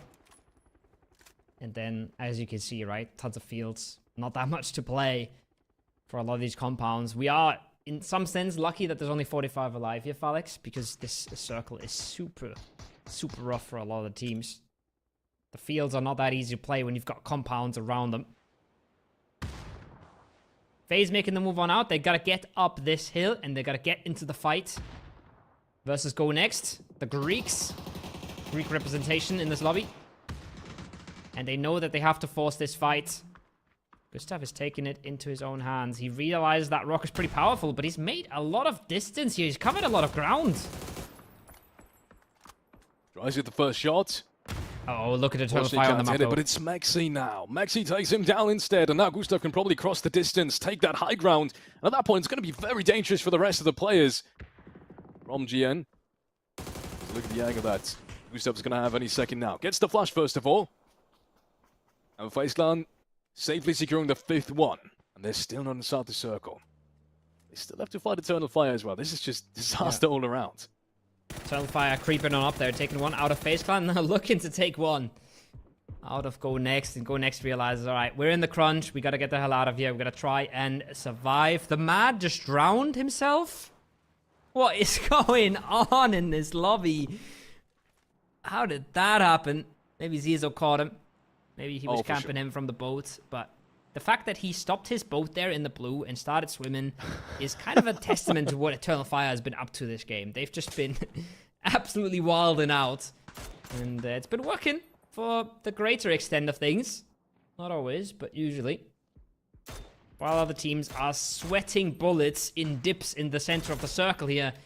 Eternal Fire has just been flying around. That's a big mortar, though. What is that? What? Oh! And he actually takes down another one. That's a great shot. And the 3rd one. Akeem, are you kidding me? And that's Bushido eliminated just like that. They had such a strong early game in this one. They had such a strong showing. 3 frags right from the get-go. But unfortunately, it wasn't going to be enough. Let's see if it's going to be enough for FaZe Clan to get a couple of more frags in. Ketbar takes down Gustav, picks him up, jumps on top of the rock, but no chance there for Gustav to retaliate on any of these actions. And look at this. Suddenly, just one player left alive for FaZe Clan as well. I wouldn't count him out just yet, though. Kind of a good angle, unless he's spotted now by EZ4, but that didn't just happen. So maybe he's even got a chance to take down one more player from Eternal Fire, maybe even 2. He does have 6 first aids and 2 med kits, so that's a lot of potential blue healing. Might find himself another body as well. He definitely wants the added cover that the blue zone gives you, right? You're a little bit harder to see, and people start disregarding the possibility a little bit. He wants to wait this out. Gonna start bandaging up, then he's gonna start med kitting, then he's gonna start first aiding, and then he's gonna step up and try to do the damage. It's a dangerous zone as well for Eternal Fire. Look at this. They have barely any playing room all around it, so he's got 2 nades as well. If he can find himself a position where they're grouped up, it's definitely not out of the question that he takes down all 3. There's a world where he goes absolutely huge here, especially if one of them would get knocked here. That would be the absolute go signal. They know this as well. They know that he's still there. They know that he's still a threat, but they might just not have a chance to really look back. They might just not be able to afford all that attention towards the south, so wow. They gotta be careful themselves about how they handle this. Circle has gone extremely well for them, though. Circle has shifted all the way south here, Felix. Oh yeah, this is perfect for James as well. If he finds himself in a position somewhere towards the south where he can get in without even needing to fight any of this, he could definitely just dodge that fight as well. There's no real reason to do it just yet. More mortars coming in now, same position. He's found 3 frags that way already. This time around, he's not going to be gifted anymore, but might just be a matter of time. Look at this. I mean, he's got the links, and he's got a ridge line, and he's got, at least for now, a little bit more time to shoot at some of these players that have to rotate in as well. There's a prime position for him, a position they do not get often as a professional esports player. Blue Zone comes out, but he's got the FAMAS, he's got the 3 gear, he's got all the equipment you would ever want, but he doesn't have the HP. 80 down and out. Bard is still dancing around here. He's got a chance to still turn this back around and do some damage. I don't think he's exceptionally well known. Got a chance to let that FAMAS rip onto Nabat, but he's busy himself. He's getting peppered from afar. This is absolutely messy for Foot here. Oh, for sure. They're throwing away this game right now. Or rather, others are throwing away the game for them. They can't really do much with this position they're in. Especially not with some of these shots that they've had to tank. Big Zelig is down on the ground as well. More shots now from Ibako. This is a great headshot to open things up against Go Next. 2 players have now been taken down. Needs to finish off some of these, but they won't hit just yet. One of them needs to hit behind the building to even have any sort of impact. That's alone inside. They have made their way towards the shack now. They've closed down on this distance. Surely it's just going to be a matter of time now. But they don't even realize it. They're just behind this smoke. Somehow they can't see them. Now, but surely you're going to have to check this. What is going on? How are they not realizing this? This is turning on its hat. Apocalyptos got 2. Oh, if they don't get third party from afar here, then this is absolute disaster for Hands of Hope. They had all the push, and then suddenly they forget that there is still a smoke outside. Nava just cycling his weapons forever, going DMR, AR, DMR, instead of just holding down the smoke. That was a bit messy, but in the end, it still works out. In the end, they still get the reses here, Alex. And in the end, kill points are there, players are alive. No matter if we liked how it went down or not. For sure, Corvo. Oh, for sure. That was a messy fight. And a lot more messy fights to come. For Esports, one of them just finding themselves in the middle of 2 teams that essentially have free reign on shooting towards them. You can see that doesn't work out well. Foot Esports not finding any placement points. Out in 9th place. Minds and Drive. Barely hanging on. Will find themselves a placement point as well as Free Sight, who will be eliminated as well. Down to just the top 6, ladies and gentlemen. But there's more fights to come in phase 6. Phase 6. As I look towards the map, due to the fact that this has been such a hard Eastern shift, more teams have to make it up the hillside. Best way to do that is to have a Lynx and absolutely dominate everybody in their path. ADR showing us a bit of a taste of why they made it to the Masters last time, of why they easily qualified out of the Player Cups in its last iteration. They're letting it rip, and now Akim can pull up, and he can try to let the util go off, but he knows that there's multiple teams still around, and he's trying to be exceptionally careful about this. The more careful they are, though, the more time this is going to take Felix, and the more teams are going to be looking their way, so this is a tricky situation for ADR to be in. For sure.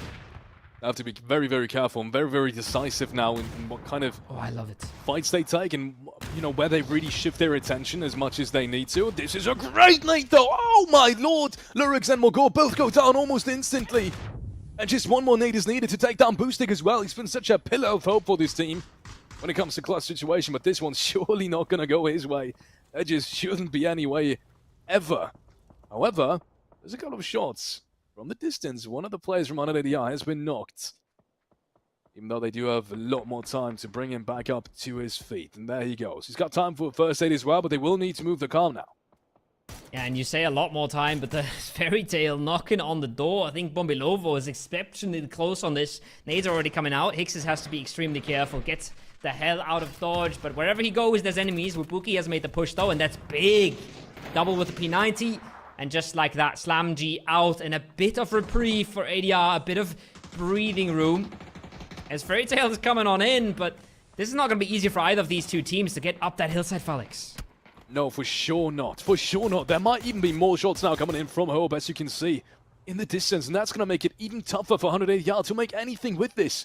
They've got 2 players knocked down. They thought about it for a second, but then they realized there's no chance to get them back. More shots now coming in against Fairy Tail. It's April knocked down, might just give them a little bit more space. Nade comes in though, April. This is a great anticipation of when ADR had to move. It works out perfectly. 1 against 1. Hope chimes in though, brings it down to a top 4 and eliminates 100 ADR. Just like that, more frags going their way. Bright side, last one up. Hope has decided to swing on this, and they've been lucky to stay alive so cleanly in the shack, and now they have the time to sweep on out. Brightside is looking for it, finds one surely, but the trades is there, sticking together. Works out for Hands of Hope, and they pick up another one. The only 4-man team left in the circle here, Felix, and look at this. 9 Ways have been picking up almost double-digit kills as well.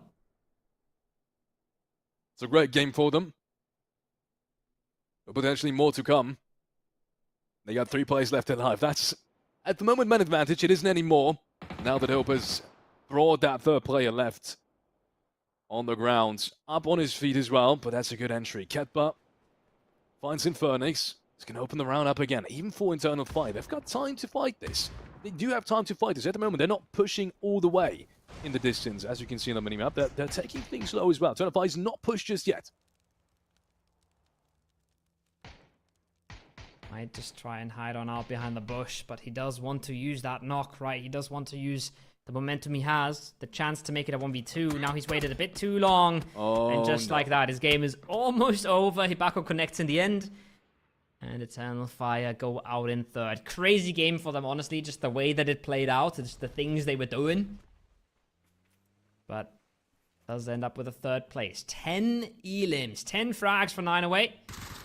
And a 4-man of Hands of Hope that want to choke them out of this circle. Look at the minimap. Look at the amount of space they've already garnered. And now he's back over the off angle. He's getting aggressive and he's completely closing them off. Right. Great play. Which might just be countered by this run here. It's a dangerous run, but he might just make it work. Now he spots the player at the rock, I think. And the player at the rock might have just spotted him as well. Unfortunately, he has to fall back. I think that would have been the potential run, but the sidelines are just really aren't good enough. The potential run to get a 1v1 and isolate one of the players and potentially bring it back to a 3-on-3. Otherwise, I don't really see that much hope. This is a great nade, though. Oh my goodness, that almost hit and took him down all the way. Just 58 damage being done. I'm not sure how. I thought that was gonna do, yeah, the entirety of his HP, but no, it's gonna stay alive. And Hope is in it with 4 players for just another moment. Another nade coming his way. I was getting a little worried there for Hibako. He does get a great angle, but he also puts his team on a bit of a clock, right? Because he has to come back from that angle. He's not in zone. So I thought they were going to try and force a play onto that. But in the end, they realize that's a little bit too hard. We've got tons of space. You just got to come back, and we can't even cover you all too much. But he does live. 3 gear helps him out a bit. Car takes a bit of damage, but he's still in it. And whenever this phase 8 comes in, we're going to see that they're still controlling a good majority of it. And unless Nabat goes down, I think Hands of Hope are looking fantastic in this one. It's not really a circle shift that favors anyone just yet. Maybe there's an argument to be made that it might even favor 9W because they have maybe even a bigger part of the ridgeline. So with third person especially, that might just give them the tiny bit of advantage they need to offset that man advantage we have on Hope's side. But then again, I'm not sure if it's going to be enough. We've got an AWM on the other side, and I think a Lynx as well. So it couldn't get any worse in terms of weaponry for 9 away. But as you can see, no one's really making any sub moves just yet. Everyone's waiting, patiently waiting. There's an MK14 on the other side as well. Are you kidding me? They've just got it all, don't they? Plus the drops, baby. This is the Tego effect. Rondo as well. Plus the drops just make teams seem so powerful when they've got multiple sets of 3 gear sometimes as well. Remember, there was a P90 Lynx walking around on the side of ADR as well. It is quite crazy what they can do. 43 seconds. There we go. Ozian uses his time to the best ability. Oh, we love it. We love it. Waiting for the zone to shift on in. They know this is going to close on phase 9. They know where the star's going to be. But they know they don't have to make the moves just yet. They're waiting for mistakes, and they're waiting for opportunities like this one. Ibako nailing him out of that car would have been absolutely crazy. This kind of thing is what they need, though, for a game changer here to equalize the numbers. We have 2 players in, I think 2 players out of all the players that we have right here without any kind of drop weaponry or accessories. That's how much there is going on right now in this late game circle. This is the type of scenario you really want to be in, I guess, if you could choose how to have an end game. except for the fact that obviously you were down a player on 908's side. Everything else looks absolutely perfect. Same for Hope. Hope obviously even more so. 10 frags up until this point. They're looking to make it 14 to potentially win this game, ladies and gentlemen, as we do head into the very last phase of this match. Center of the circle, more on the side of Hands of Hope. That's good. Nades, though, and that's the opener. That's Ibako down. That's the 3 gear out of the question. This is exactly what they needed. Nabat still has a huge angle, but the second he shoots, there's going to be a bunch of util coming his way. But look at the amount of space. They have nothing here. They're so bunched against the corner. Their backs against the wall. And look at this. They smoked it off themselves, unfortunately, just a tiny bit. But if they would have walked the left side around, maybe they would have had a good angle to isolate at least 2 of the players. One behind the job, and one just further in the back. That was Ibako, who's already been taken down. So maybe 908 he's got some kind of chance. Sixo takes him down. Ibako is bleeding out just like that as well. They are turning things around, ladies and gentlemen. Just 2 more players needing to be found. And Sixo has spotted out one of them. Now, the advantage is back on Hope's side. They have got that ridge line right in front of them. One more player falls to his knees. Sixo, he's got 14 shots left in his barrel. I've seen this before. It's been Braxco who was able to win that scenario. This time around, though, I'm not quite sure the same is going to happen. Flashes are raining in. Good information coming in by Pussyen. But is it going to be enough? Ultimately, they will need to close the distance. And the Blue Zone is doing so much work here. This Blue Zone damage is doing so much damage. Look at both of them. 10 HP on one, 50 on the other. It's going to come down to the last few seconds. They got to come out of this smoke. And Hoppage, he can just stand up, or he can even just stay prone and just peek around. This lineup, it looks so good, but the flash is there, Felix. Perfect flash now. Schengen, I think his screen must have been entirely white just the last 5 seconds, but he is back. His position once again is known. 14 shots, remember that, and one of the players from 9 away, but they are closing in now. First player goes down, Schengen is there, and he hits the second one as well. And oh my goodness, was this close, but Hands of Hope will close it out. 11 frags, ladies and gentlemen, to win that Tego map. But my goodness, that was not without a fight, and 9 away could have very well won this as well. And 9 away gets 12 frags there as well, right? Like, that's how crazy both these teams had of a game. I think that was a mental game on that northern side. We had so many teams popping off. I think ADR as well as in the double-digit kills, and I wasn't sure where that was going to go. That looked very, very over for a long time there for 9 away. And then they just get 2 openers like that, and suddenly it's all possible. But crazy showing from them, and crazy showing from our qualifier teams, Felix. Like, just dominating here today. Oh, for sure. I mean, I said at the end of the last game, right, that I was expecting more from them. And, I mean, they must have heard that, because right from the get-go, the partner teams have just been eliminated one by one. And that was the first thing. I mean, Ascent, they just can't catch a break, right? They just cannot seem to catch a break. Rough game for them. Got 2 more games today. Decent points from game 1. Again, they're a team that can bounce back. But they do have to bounce back. And yeah, we're about to see all these mortars coming in here. That was pretty spot on from Akim. Just like that. Gets himself 3 frags. Bushido. Yeah, that's a lesson that a lot of teams have had to learn, is the dips are a bit of a gamble these days. If somebody is good at mortaring and has a compound and a mortar, then it can go horribly, horribly wrong. This was pretty good from Slam. I like this. They tried to get aggressive. They tried to get out there, even threw a Panzerfaust out. But as soon as that double nade comes in, their game's just over. Yeah, I mean, that nade ultimately really put the nail in the coffin, unfortunately for them. That was a great nade from 180R, which didn't amount to as much as I thought it was going to do, potentially, because Hope was really proactive on that western side.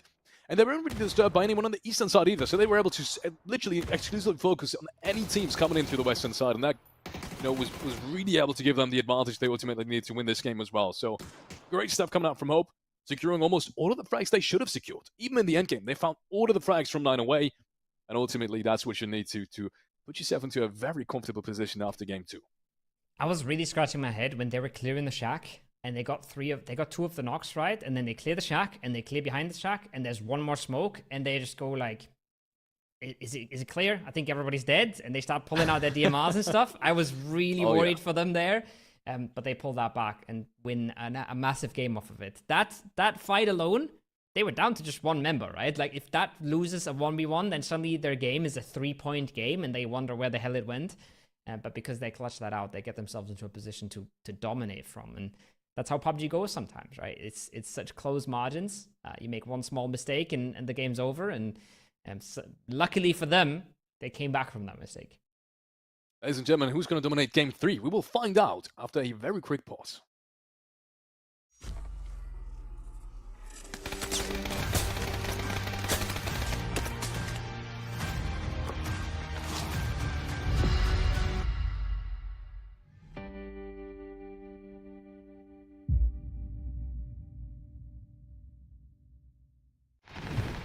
Big updates to map consistency, an expansion of the recall system, and the results of those aim punch tests. All this and more as we dive into the update 35.1 patch report.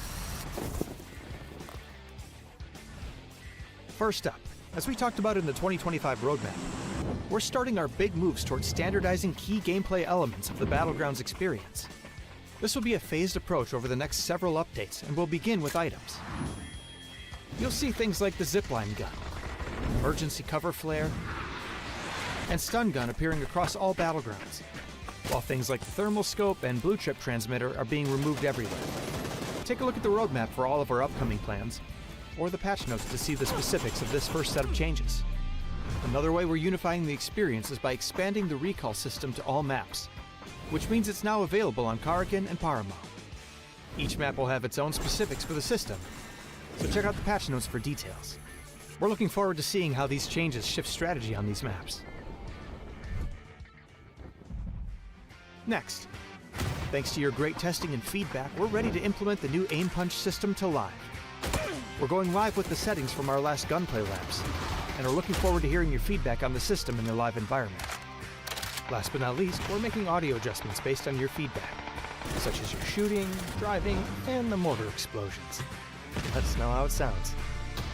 There's also a new contender system in the workshop, a new survivor pass, more improvements to custom match, a new rank season, and more.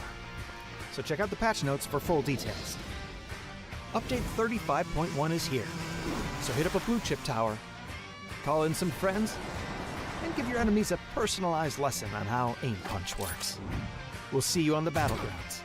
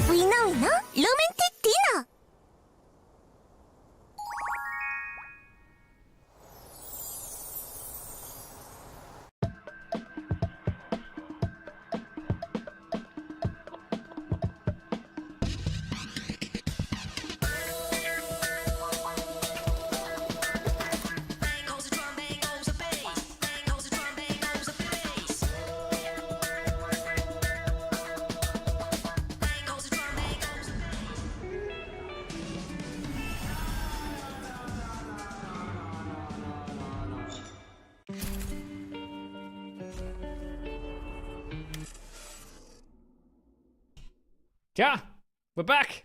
Game number 3, Felix. Tego is done. Halfway through the evening. That was fast, no? Did you guys just catch that? You said, yeah, that's the most German start of a moderation I've ever heard in my life. Ja, ne? Yeah, just like that. Ja, meine Freunde. That's hilarious. Yeah, 2 games done just like that. It's been an amazing two-part series, actually. I gotta be honest. The late games in both of these have been very exciting. 100%. That was a crazy game. That was a very top-heavy game. Oh, yeah. Very top-heavy in frags, especially, right? Everybody picking them up. No FaZe Clan in Miramar getting themselves a 6-kill win. No, not happening here tonight. 36 after 2 games for Hands of Hope. I can already tell you that's going to be enough for qualification. I think they've already done the work. That's what happens when you pop off like this. Cheeky average of 18 points per game, I think. Yeah, that sounds reasonable. That is mental. That's an 8-kill win on average, Felix. Yeah, I mean, it's It's been a super interesting game for them overall, the last one, right? The way they had to fight themselves through that southern side, the way they've been, yes, continuously in positions where they did have the advantage on a lot of these fights, but in TPP, it's never secure that you're not going to lose a player here and there, because it's just so easy to make a mistake, so easy to forget some of the sidelines that you might be open to, and they've just done that to perfection, essentially, so 36 points, very deserved. Yeah, very deserved. FaZe Clan a little bit more quiet in this one, but still on a good cushion.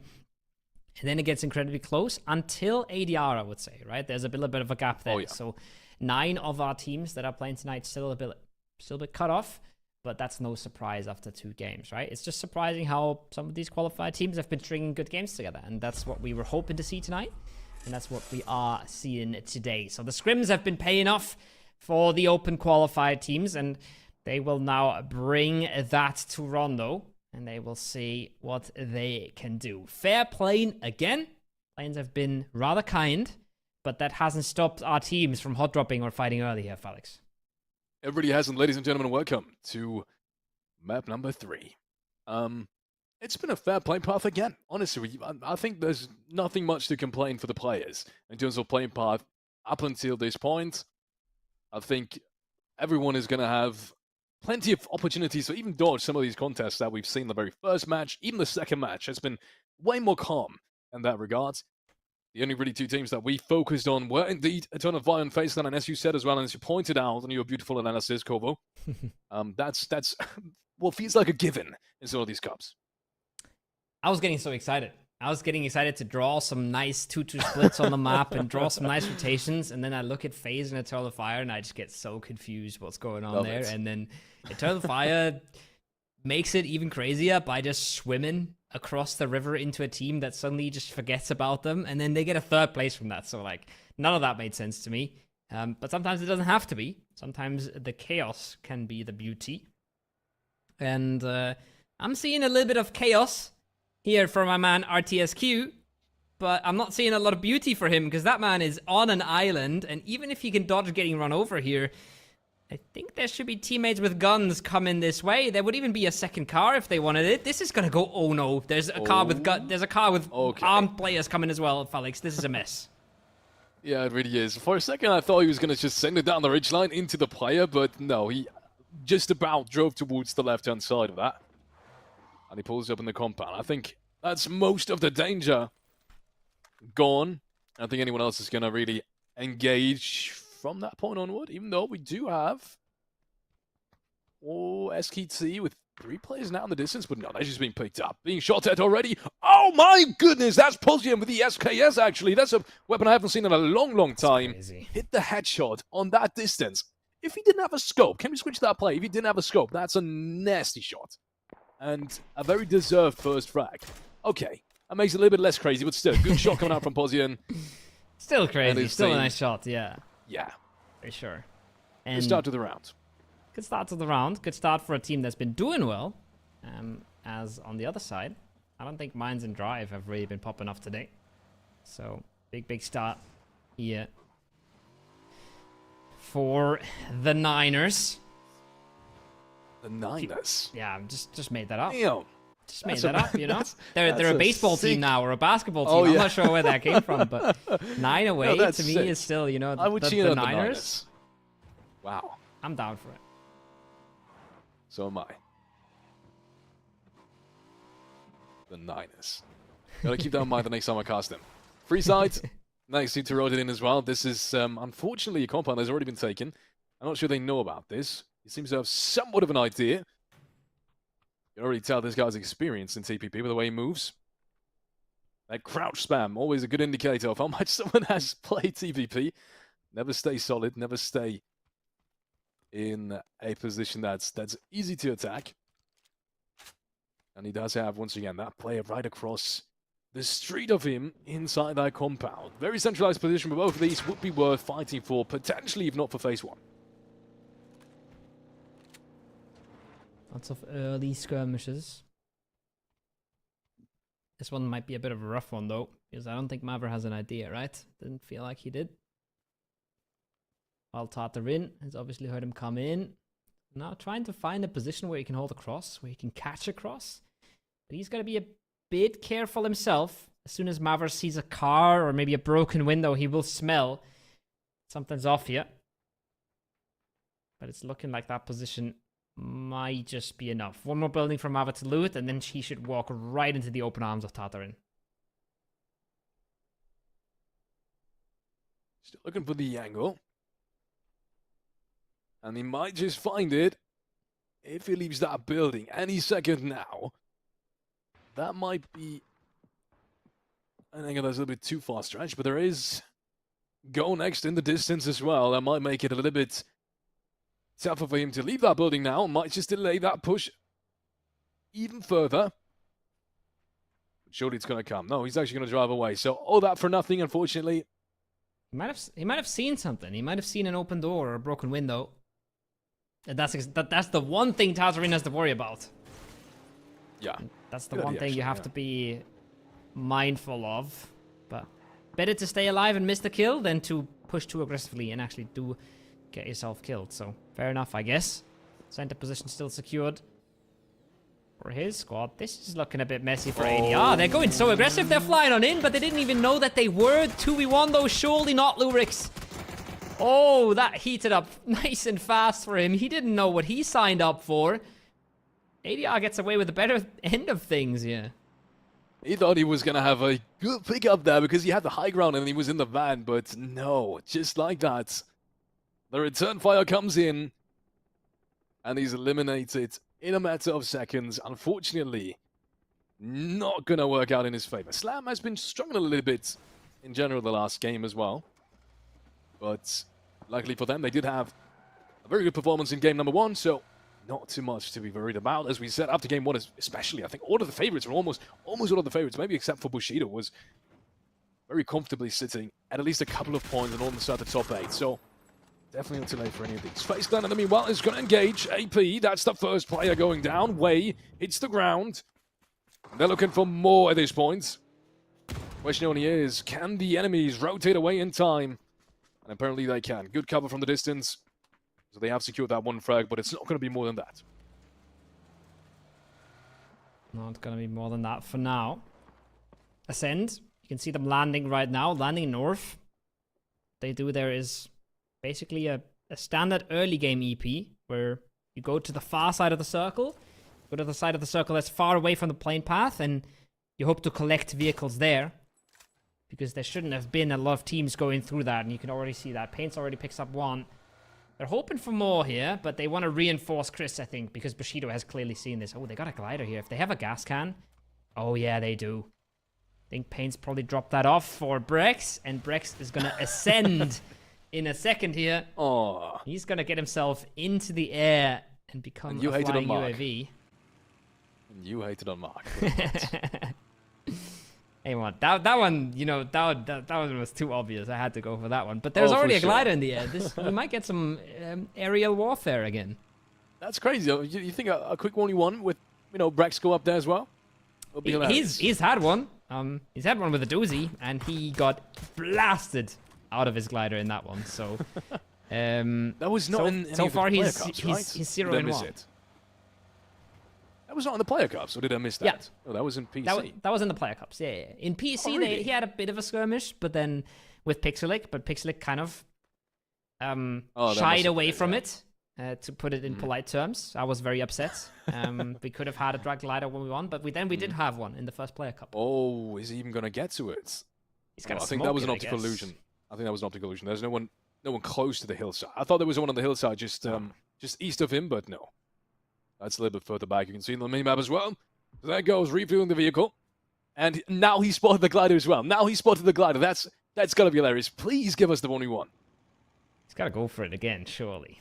Oh, for sure. That's Brexco as well. He's looking for it, right? I mean, no, you know him best. He's looking for it, no? You gotta. If you don't dominate the skies, then there's no point being in them. Let's be real. Oh, here. for sure, yeah. If you've ever played Battlefield, when you lose air support, things are not going well, so... Gonna take a few shots, though. Do a bit of damage while he still can, but Metabe is still there, and oh no, Bushido. Oh, it's disaster. He took so much damage from Metabe there. Oh, it's just pain. Doesn't even go up into the air. No. Baku is crashing this? What is going on here? What is happening? What is happening, What is this ladies and pull-up? gentlemen? Okay. Okay. No way. So Schengen took down Paint from the distance. It's Chris and Kilyakai at this point. Now Metabay has taken down one of the players from Hope, but there's more players now raining in. And look at this, Kilyakai. I think he's taken down 2 almost. But he's definitely taken down 1. That's Nabat's going down right in front of him. And he's got the chance to do more. It's Chris needs to win this 1-1. Awkward. Not as lucky as in the Miramar round, unfortunately. But in the 1v1. meanwhile, it is still all down to Kilyakai. Hits the first couple of shots, but not towards the last standing player. 53 HP against 100. What more can he do? Gets himself one of the flushes. He's dancing around. He's got the angle on this. If he doesn't get caught by a nasty pre-fire here, this is super doable. He hits the first aid though. Falls away. And apparently Bushido has just completely left us because the third partying shots that were coming in the whole time have finally stopped. Not the best spot now for Keely though. He's boxed himself into a bit of a corner. The blue zone comes out. He's going to have to heal through this. And if there's any follow-up util, anything more coming in, yes, there's a nade. He's got to run out. And that's the perfect blue zone. That's how you do it. And an absolute disaster for Ascend. Yes, they do a lot of damage there. Yes, they get down to a 1v1, but they would have hoped to play so much further into this game. I think they were really caught off guard, and this is the storyline that we said at the very beginning, right? Really caught off guard by how many teams were all around them. They didn't expect anyone to have the timing of Bushido being already towards the southern side of that compound. Why even be there in the first place, right? It's not like it's a prime position to begin with. And then the second team essentially flew in. I mean, Hibako, they were going to crash this. I think no one expected this up until this point. And Bresco wasn't even flushed on the street, so there was still the potential to recover this round. But unfortunately, yeah, lots of things happening that I think they just really didn't plan for. That's a little unfortunate. Ooh. Big catch. Yeah, you hate to see it. You hate to see it. Big catch Mid from animation. Fire. Yeah, this is big though. This is one of the things this compound has to worry about. If you looked at where they were running down, it's like extremely low ground, right? Oh, nice nade for the flush. A little bit too far though. They're getting help from afar, but I think Brightside has this rest. No, Padaurus picks it up. Compound is super low ground, so this hill kind of dominates the compound a little bit, but if you manage to go out, kill one of the hill team, go back in, that's massive for your later game. So I love this little move from Eternal Fire. Fairytale has lost the play as well. But they have entered to that southern bridge now and have found themselves in a fairly decent position. There's lots of teams around them, but unless the next circle is really going to go up north, it's actually a fairly decent position to play from. They've only got one team towards their southern side, and there's a lot more skirmishes that are bound to happen right in front of them. Messy early game. 50 alive. Lots of water in play as well here. Oh, yeah. Lots of water in play. It's my favorite part of the map, though. Yeah? In terms of end games, it's my favorite, definitely, almost definitely. We can have a bit of a look at this. I think this is quite interesting, actually. This circle is quite interesting. If you look at the map, exclamation mark map, if you're one of the viewers that wants to sort of figure out what these guys are doing and what they're moving on about. Tons of water in this one, and the big river is always going to shift out in phase 4. So that southern side, not looking super likely unless we get a super south hard shift right now. And then if we do end up going to anywhere on the northern side, we still have plenty of lakes in, which will get shifted out, but only if the river's already shifted out. So they're sort of lower priority. And the teams have all of that going on in their head right now, and they're already planning ahead and figuring out what spots they want to play and what spots they want to play, especially when that phase 3 comes around, because that's going to tell us where we end up. And a lot of these teams will instantly know, okay, give it, for example, in a really, really good spot, and then never lost hope in the compound that they were fighting on earlier. I would love for them to hold on to that, but I think they're grouping on the southern side. We'll have to wait and see if FaZe backfills that, because I think that compound that they're just leaving now will be one of the best compounds in this circle. Before any of that happens, though, it's Freeside driving themselves up the hillside and looking for that initial first pick against 180 yard. They're just behind that rock now. They know it as well. Third person should give them the advantage, and it does. Novik and Akim immediately taking down two of the players that originally tried to cross towards it. One more P comes on through. Wubiki takes him down as well. He does get traded, however. It is man advantage for 180 and that should surely be enough to finish off this fight, no? Oh, should not be a chance for context here, right? Shouldn't be able to even get himself close. He's got to get out of dodge, if anything. And he will. Not the start of the tournament that they would have wanted. As 180 just stays putting points on the board. They pick it up where they left it off. And there is that shift once again that we talked so much about. Big river on the south, always going out. Both of the lakes. The circle's going to try to shift it out. So I think we're going to basically end right in between Give It and Brightside here. Which is completely open for our late game. But we have a few circles until that actually does materialize. Yeah. The Dodsters under heavy pressure as well. Shin already knocked down, almost out. There goes the flash. Schengen is going to be able to secure that one. Hope continues to put on pressure on all the edges, just like they've done last game. Just seem to be really solid when it comes to cleaning out these edges at the moment. Big Zelig finds himself one against Slam. I think that's the second that Slam has already lost in this game as well. Yeah. Meaning they might engage on this as well. They've surely tracked the feed. There goes a little bit more damage, and I mean, they've just got the perfect position to kind of capitalize on this first knock and flush as well. Look at this. I mean, Big Zelig, he's going to go for this. Absolutely, surely he is. Looks across. Maybe he's scared that there might be another angle, but I don't even think he has to. First damage comes out, but I mean, his teammate is there. Teammates is there, actually, as they take down both each. Crazy. FUT Esports continues to perform at a very high level in this lobby. Barely anyone who can really do anything about them in Phase 3, Phase 4, and just like that, securing themselves another 3 frags. It's a classic FUT. It's just running around, taking fights, winning the fights. Then you don't have to worry about rotations. That's sort of the system they've been running for a few years. They're trying to change that and be a little bit more diverse these days. But when the fights are working like that, then you don't have to rotate a whole lot because you just kill what's in front of you and then you kill the next team. Definitely has been working for them in Game 1. And they're trying to pull it off in Game 3. Bushido is going in! What is that slide? They're getting mighty aggressive on this.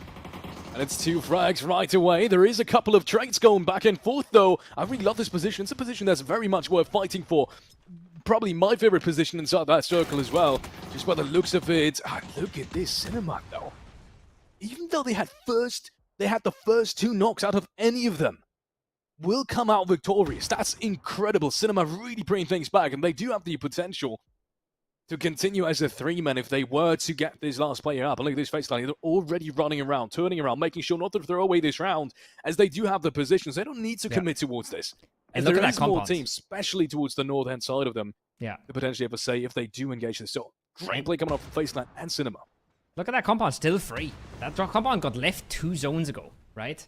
And somehow it's in the center of the circle still because of the land ratio, like we talked about, and it's still free because everybody's busy picking these fights. Even Hands of Hope, they're not looking to scout a compound. They're looking to third-party a fight here. They smell blood in the water, and they think maybe we can close out another team because that's the way they've been running things. 7 frags this game already. Look to make that 8. Ooh, the shot's not super clean on Schengen, but Ibako is there, and just like that, Mexi on the third party does a lot of damage there too. This is a chance for Cinema to pick it back up again, but once again, FaZe does damage Cinema out, and Hands of Hope get themselves 2 more points here. You can tell by the fact that we've still got 11 teams alive, but have lost so many players that it's just been skirmishes all around up until this point. Everyone's lost a player, at least that's what it feels like. And it continues to be that way. 11 teams still. But once again, only just about 30 players left standing in this lobby. As Dude says, is the next team in heavy trouble. He falls back. 0 swag on me. Tries to increase the distance as 3 potentially. No, I think 2 players are now closing in on him. He's got his teammate pulling up though. There's a great headshot to start things off. Nice little opener. Damage is done though on the other side. It's Infernix who finds the first. And it's instantly flushed out as well. FaZe once again doing damage from afar. They're picking at this lobby. Piece by piece. And 0 swag on me is trying to make that work. Trying to get the util in, trying to delay them, trying to let the play zone help him out. Even getting in the deployable cover to hope that it knocks somebody out. This is always a bit of a risk. It's a move a lot of these players will make. But honestly, you're just... If you don't knock them with the deployable cover, then you've just given them so much more cover to work with. So, bit of a trade-off there, but he's desperate for it. Knows that he has to move as well, so... He wants to get himself a miracle 2v1 and... Trying to use everything in his arsenal for it. Good stuff.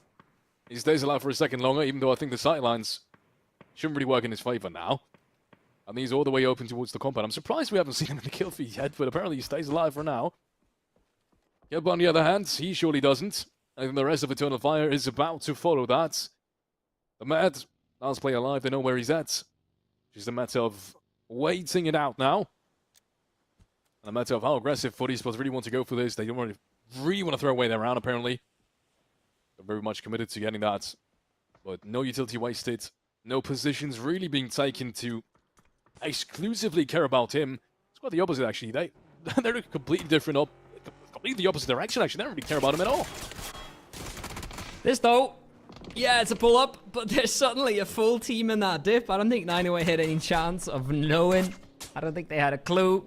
And now Infernix is just trying to figure out, where can I even go? This is not that bad, though.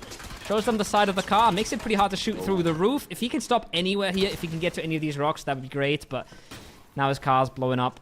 He's got a bit of low ground, but I think the hills still see him, and it doesn't matter. The car blowing up takes him out anyways. Wow. FUT puts another one on the belt. The Mad is on 2 first aids. Will barely make it into the zone, but I think FUT is holding him out here, Felix. I don't think he's ever getting in. No, I don't think so either, unfortunately.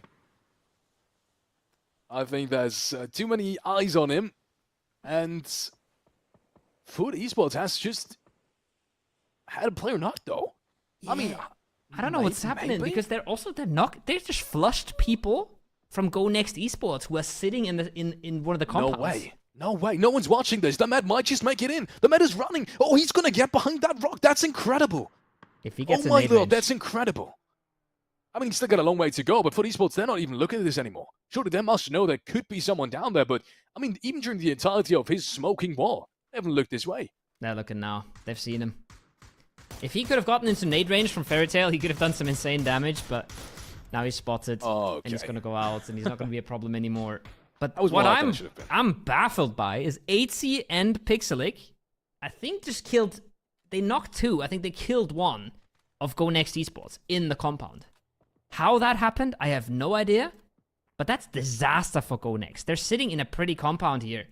Getting caught up by FUT like that absolutely stings.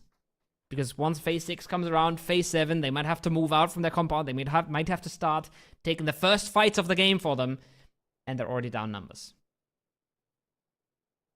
Westland, on the other hand, kind of the same play style that we saw from FUT Esports in the first game. Just very domino-esque rotation, making sure not to overstep any of the boundaries they have essentially forced upon the other teams. And up until this point, it's worked out beautifully.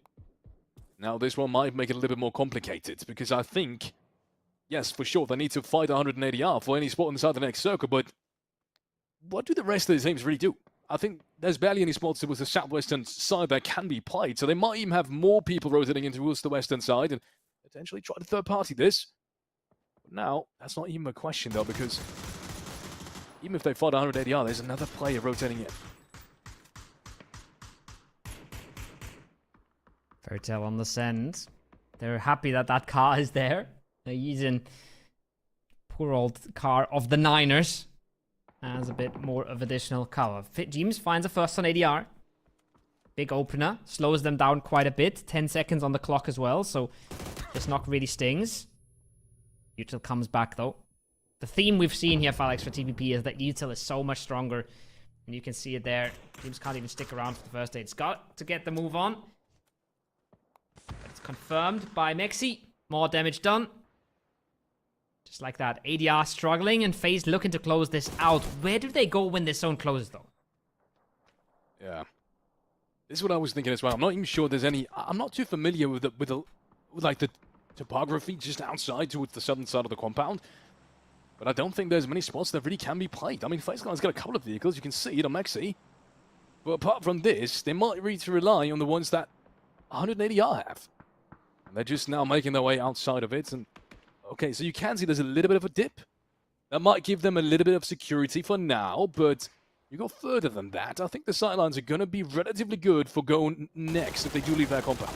Oh, I love it. He goes back. He tries to take the fight. He tries to not let them into the compound, but the shots are not there. Mexi stays alive. Wubuki not clean with the QBZ. If he gotten that instantly, that would have been huge. Now FaZe is coming on in. Now the cavalry is arriving. Is Mexi cooking a nade on this? It doesn't matter. The drive-by is there, but it's not clean. Oh, they're going to lose at least 2 in this, Felix. I think they're keeping 2 alive, but... Oh, that was messy for FaZe.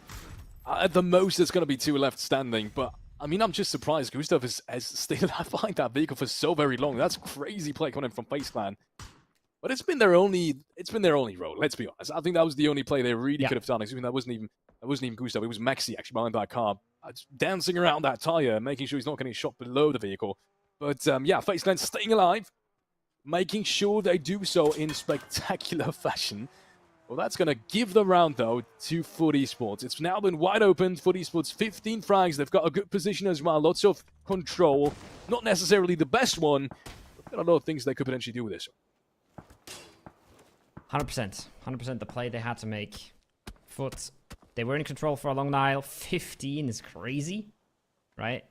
But now they have a really hard play ahead of them. They probably want to send it into Fairy Tail here, but they could also pull up on the ridge and maybe take that fight on the edge first. I just don't know how ready their cars are. A buggy is not good news for 8C, but at least they do have the bus. I would almost prefer them 3-man in the bus here, but Pixelic is saying, nah, I'm good. Just leave me up here. Maybe he's holding for them or something.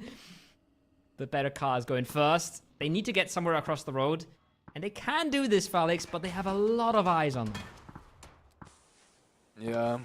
The more I think about it, the tougher it's actually going to get, because them coming into this position now means they're going to lose another vehicle, which I thought was their biggest advantage, but they've already given one away when the first player rotated down. Oh, big. At least the sidelines are relatively nice. Pixelic takes down Call Me Bombi. And Verital loses a player that's very important for FUT Esports, because I think they surely want to breach that position now.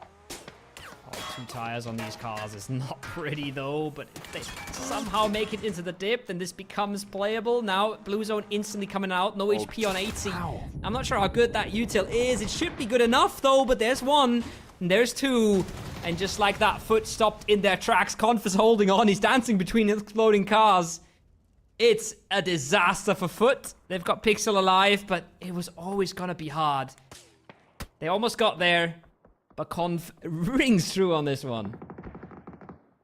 Yeah, not even he could really do anything about it. I thought Pixelic was going to be the biggest factor in this fight, but it just didn't really have the impact I was expecting from him. I thought his angle was perfect to kind of, you know, bully them out of this dip and bully them out of position to be open to the rest of FUT Esports play, but I felt like it was a little bit too uncoordinated.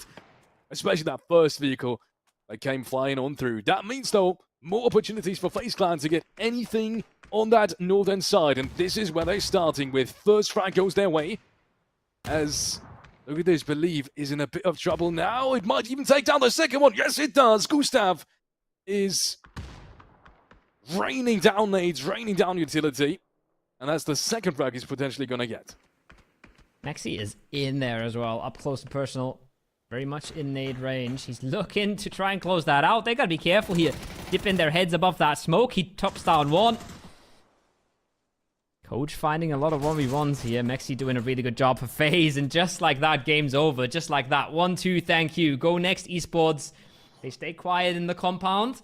They take it very early, but they know that this is favored by the circle, and they reward themselves with 6 frags here, Felix. Yeah, I mean, you said it very early on, right? You were a little bit worried for them. They lost that play against FUT Esports and even got a knock. I'm not really sure how that happened. We didn't see it on the camera, but apart from that, relatively cleanly played. 6 frags only, though, means there is still the advantage that anyone else, maybe even FaZe Clan, depending on how many frags they already got there in the end, might overtake them, at least for this round in terms of overall points. I mean, if you're looking at FUT, right, they had 16, I think, 16 frags when they went out, so 100%. 100% going to overtake them in this one, but another crazy game for them, but still well-deserved here. I mean, they grouped correctly, unlike some other teams, I think, in this lobby. They realized where the land ratio was going to take this circle, and they benefit massively. So, well-deserved win. even though some of the teams that we're going to see a lot in the highlights here as well were fragging out heavier than them. That was the first heartbreaking moment of this round, ladies and gentlemen. Rexco, we were ready for your aerial warfare, but it didn't happen. You got caught off guard by Bushido, who made their way over towards the southern side of your compound. And then that breach from Ubaku as well. Good defense, good effort being put in by Kilyakai, but unfortunately it wasn't enough. Got caught in that little one-door room on the outside of the warehouse. And thus Ascent fell really early on again. They still need to put up a big round if they want to qualify. They've got 4 more tomorrow, obviously, and they've got 1 more for today. But at the moment, it doesn't really look that way. That one was crazy as well. Bushido looking like they had that, right? Bushido looking like they had the approach and just getting swept aside by Cinema. And then, yeah, this is what we talked about earlier, right? We saw phase 3. We said this is going to end very open. And a lot of these teams are sending it into very open spots. They're playing on cars. They're playing on folded shields. It was always going to be rough. And Foot doing a really good job, honestly, maximizing points from the mountaintop. And yeah, sure, they could have maybe somehow gotten down off the mountain. But that was always going to be so hard, Felix. Yeah, but I feel like it was, yeah, it's definitely one of the harder jobs to do. But then again, I feel like if they would have done that push a little bit more coordinated, because there was only 1 player left standing there. Pixelic already sacrificed himself. He already stayed back to sacrifice himself for the sole purpose of, you know, raining down more shots onto the players in the dip. Then if you do that already, you might as well commit to the dip. And I feel like the very first card didn't really, and as a result of that, they got taken out. I mean, earlier than maybe they would have. They would have just all breached that dip. But either way, definitely a tough position to be in. I'm more surprised, though, about FaZe Clan. I think if we're really talking about salvaging as many points as you can, I think FaZe Clan is going to be the candidate we have to talk about. Making their way from one edge to another. That's just been tough fights over tough fights over tough fights. And then still finding 2 more frags. I think it was Gustav with that great utility play in the end there. That was more than I expected coming out from FaZe Clan, to be honest. Very tough positions. I love the play from Mexi as well, where they have to push into ADR, and he just instantly hops in the car, instantly sends it, right? He gets caught, and it gets awkward, but instant reaction from them. Instant reaction from us as well, because we have 1 more short break for you guys before we come back with game number 4, the last game of the night. So don't go anywhere. We'll be back in a few minutes.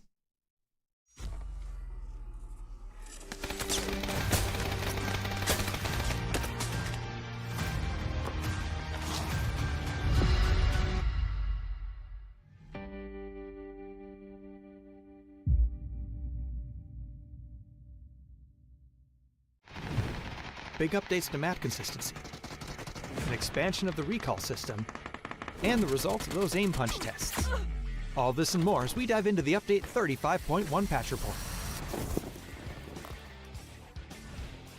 First up, as we talked about in the 2025 roadmap, we're starting our big moves towards standardizing key gameplay elements of the Battlegrounds experience. This will be a phased approach over the next several updates, and we'll begin with items.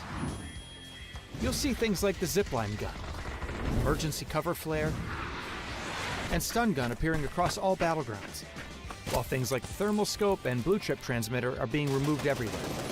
Take a look at the roadmap for all of our upcoming plans, or the patch notes to see the specifics of this first set of changes. Another way we're unifying the experience is by expanding the recall system to all maps, which means it's now available on Karakin and Paramo. Each map will have its own specifics for the system, so check out the patch notes for details. We're looking forward to seeing how these changes shift strategy on these maps. Next, thanks to your great testing and feedback, we're ready to implement the new aim punch system to live. We're going live with the settings from our last gunplay labs, and are looking forward to hearing your feedback on the system in the live environment. Last but not least, we're making audio adjustments based on your feedback, such as your shooting, driving, and the mortar explosions. Let us know how it sounds. There's also a new contender system in the workshop, a new survivor pass, more improvements to custom match, a new rank season, and more. So check out the patch notes for full details. Update 35.1 is here, so hit up a blue chip tower, call in some friends, and give your enemies a personalized lesson on how aim punch works. We'll see you on the Battlegrounds.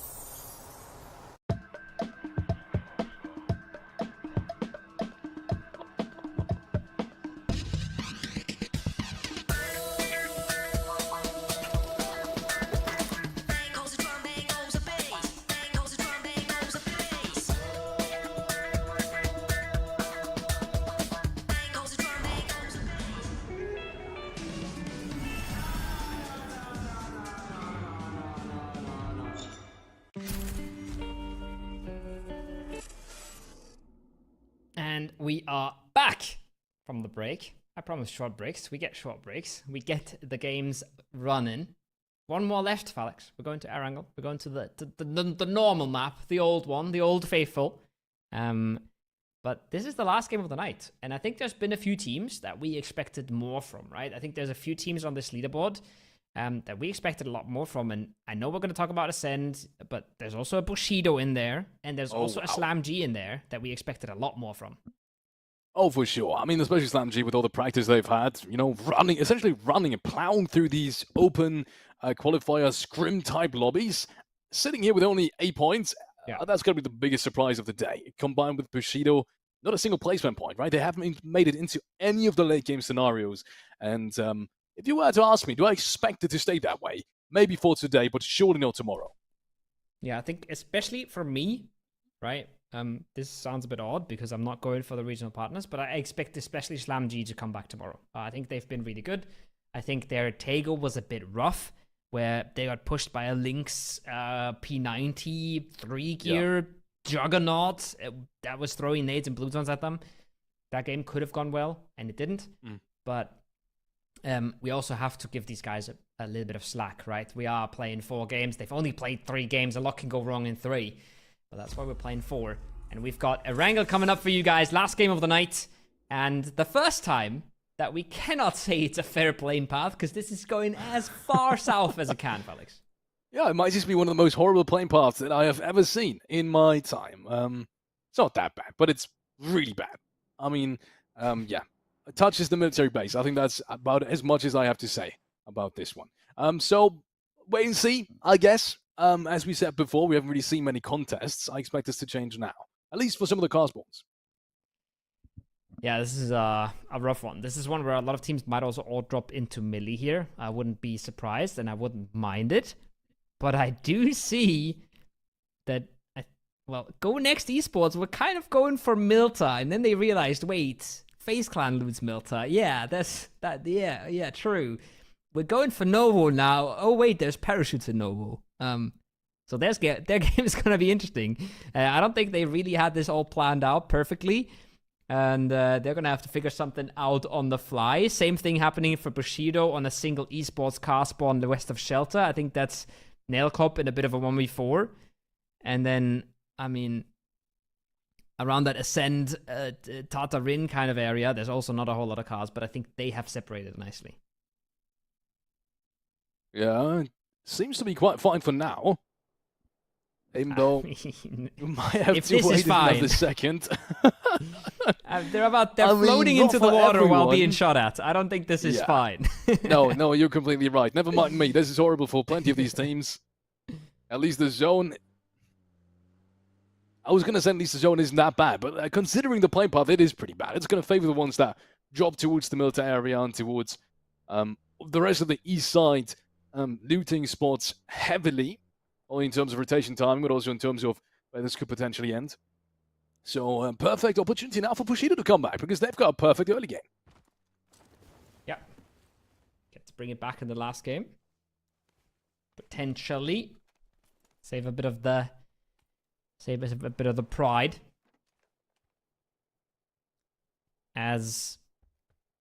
As much as we can talk about them being focused elsewhere, focusing on other things, not having the time to scrim TPP as much, I can guarantee you everybody that's a competitive player at this level is not okay with losing. Nobody likes to be at the bottom side of a leaderboard. Nobody likes to be in the bottom 8 in a tournament like this. All of these guys, they want to win, and they don't really care about a whole lot else. This suboptimal. Another suboptimal early game mode is what I would call this. And look who they run into. Look who just saw that. It was 80. He's actually going for it, which is dangerous themselves because he knows there's buildings down there. They could potentially pick up weapons, but I think the rest of his team has surely seen that as well, or rather they have communicated, and that's the reason why he's potentially making it down there. Not him by himself, but with the rest of his teammates, and there they come. Already pulling up on Swamp. They know it's just 2 players. First one gets dropped off the vehicle. Yep. And the second one drives on further for another angle. And 4 Esports has now perfect positions. Actually picked themselves up 2 frags here in phase 1. Just under 2 minutes left to go for the first phase. I love how 80 played this. He could have just sent it down, but if he would have been taken out by Wei, who actually had the Uzi ready and had the ridge under control. So if he would have just aggressed this straight on, then he would have been the one caught. Now Doodsters reinforcing, catching 80 from behind. Asvard finds Zero Swag on me, but one of these kills is going to get flushed, and it's not Zero Swag, but I say that. It was too open as well. Outside of the buildings, just like that. We trade 1 for 1. Neither of the teams all too happy about that. No. And there's 2 more teams all around them. Zend is somewhere close north of the open fields, and in theory, I think there's belief towards somewhere towards Radio Tower as well. So, for Esports, this is still far from done. You can see a couple of shots being taken from the Radio Tower now as well, from Believe. But by the looks of it, it will be for Esports coming out of this victorious. I mean, if you can really call that victorious. They've lost 80 now. They have, in turn, gathered 2 eliminations, which in my book really isn't worth it. Not really, but when you've been fragging out like that, you can have a bit of a misstep, right? Like, you're going to take a million fights a game. Some of them are going to go wrong, and they're not going to be all too upset about it. But yeah, in the greater scheme of things, not crazy, not great. But they're still looking fantastic to lock themselves in into qualification for the PUBG Super Cup. Just to remind you guys, that is what we are playing for. Top 8 of the weekend, not top 8 of the day, but of the whole tournament of the weekend, will make it into the Super Cup. Cizo, he's trying to kind of camp that car, but he has missed his timing a bit. And now it's just about staying alive. He's let them pass. He's let them switch cars. No damage dealt. I say that, but I'm not sure how much they're going to stick around if there is a chance that the teams group on up, because he's got teammates on the mountaintops. He's got teammates in Novo, but no. They're going to let them pass. They're not going to take any aggression, and they're probably just going to follow in their footsteps. Yeah. Makes sense for now. There wasn't really too much to gain by doing that. First rotation now gone in from Ascent, and it's immediately into the general direction of Believe, which should be a horrible start towards phase 1 once more if they do were to clash. But it doesn't look like it. They're going to play it extra safe. Clear Kai even tries over the next ridge line, grabbing himself a little bit more information. And I think he's just about spotted that they will keep going as well, meaning they will have that eastern rotate for themselves. The bridge that crosses right into Rozhok, which is probably the rotation path they're going to take as well. Good start from Ascent. Making sure not to make the same mistakes they have done in the last 3 games as well. Especially good because the circle is fairly central. They are going north, and the plane was so far south. So you're just expecting that northern side to be a lot clearer than the south side could ever be. And we see that in theory, and we also see that in practice here, where even though a lot of teams are up in north, the north side is still almost entirely empty, while the southern half is where all of these teams have gone. And just the very few teams we're watching right now, because they are rotating, a lot of them are going north because they have that same information, right? They have that idea that the northern side should be the more favorable one. And if a circle comes your way and you're on the empty side, suddenly you just get to choose and pick whatever you want to play. But Esports taking it extra safe as well. Taking that bridge towards the north-hand side. Picking up a couple of more buildings, actually.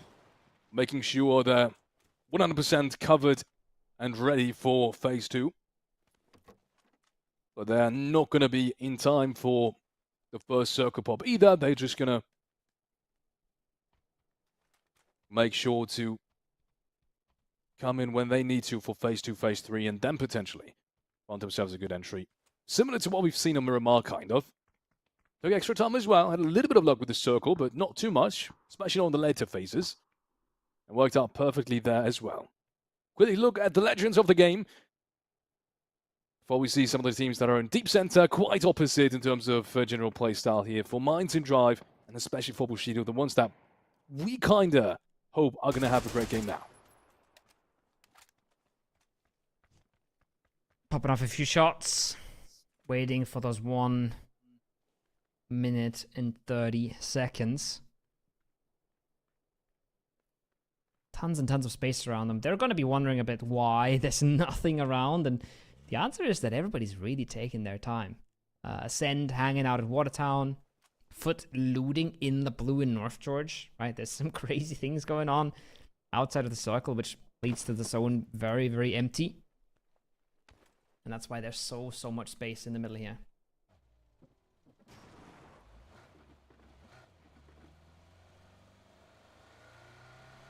Talking about space, however, almost all of the general positions around the western side of Lumberyard have been taken now as well. So, if you're still looking to get any kind of centralized position, you're not going to find it. So for the teams just now rotating in, I'm talking Foot Esports, I'm talking Ascend, I'm talking Hope as well. They're definitely going to have to stay on the edge for a little while longer. You can see it now. Even the south part of Prison has now been taken. Big split going on there as well. So, now we have it. Cinema taking these. So even that entry is not even going to be too safe. Now the Circle Pop comes in. I'm going to be very interested to see where it goes. A little bit. Oh my goodness, I'm saying a little bit, but it's a deep south shift. And this is going to bring things back for Bushido. Suddenly they find themselves in a fairly bad spot, to be honest. Not a bad spot necessarily. They've still got priority on a lot of these rotations, but if you really want to grab one position right here, it's probably the one from FaZe. Yeah, FaZe consolidating in Milta themselves. That's a pretty solid spot to take, but a lot of good wraps around the east here are available as well. So teams like Freeside, they're going to come in on a lot of empty space. And because there's so much water here, Felix, there's a really good chance that we do end east. We can end north of the water or east of the water here. So pretty solid chance that we go towards Milta Power here. And I would say Fairy Tale here in pink, probably in the best spots in the circle right now. If I had to pick one, I'd be picking Fairy Tale. Perfect analysis of this. It's probably the reason why they're trying to split on as many compounds east as well, trying to deny that space, one of the teams rotating in. Some of the teams that you've just spoken about as well, Cinema, for example. They're just now arriving towards small Milta Power. And on the other opposite side of things, some of the teams now coming towards the city, as you said as well. It could still very much end towards the north side of it. And if you're a team towards the southwest or even the northwest of things when that Circle Pop happened, you didn't really have too many options anyway. So this was probably the best SlamG could have taken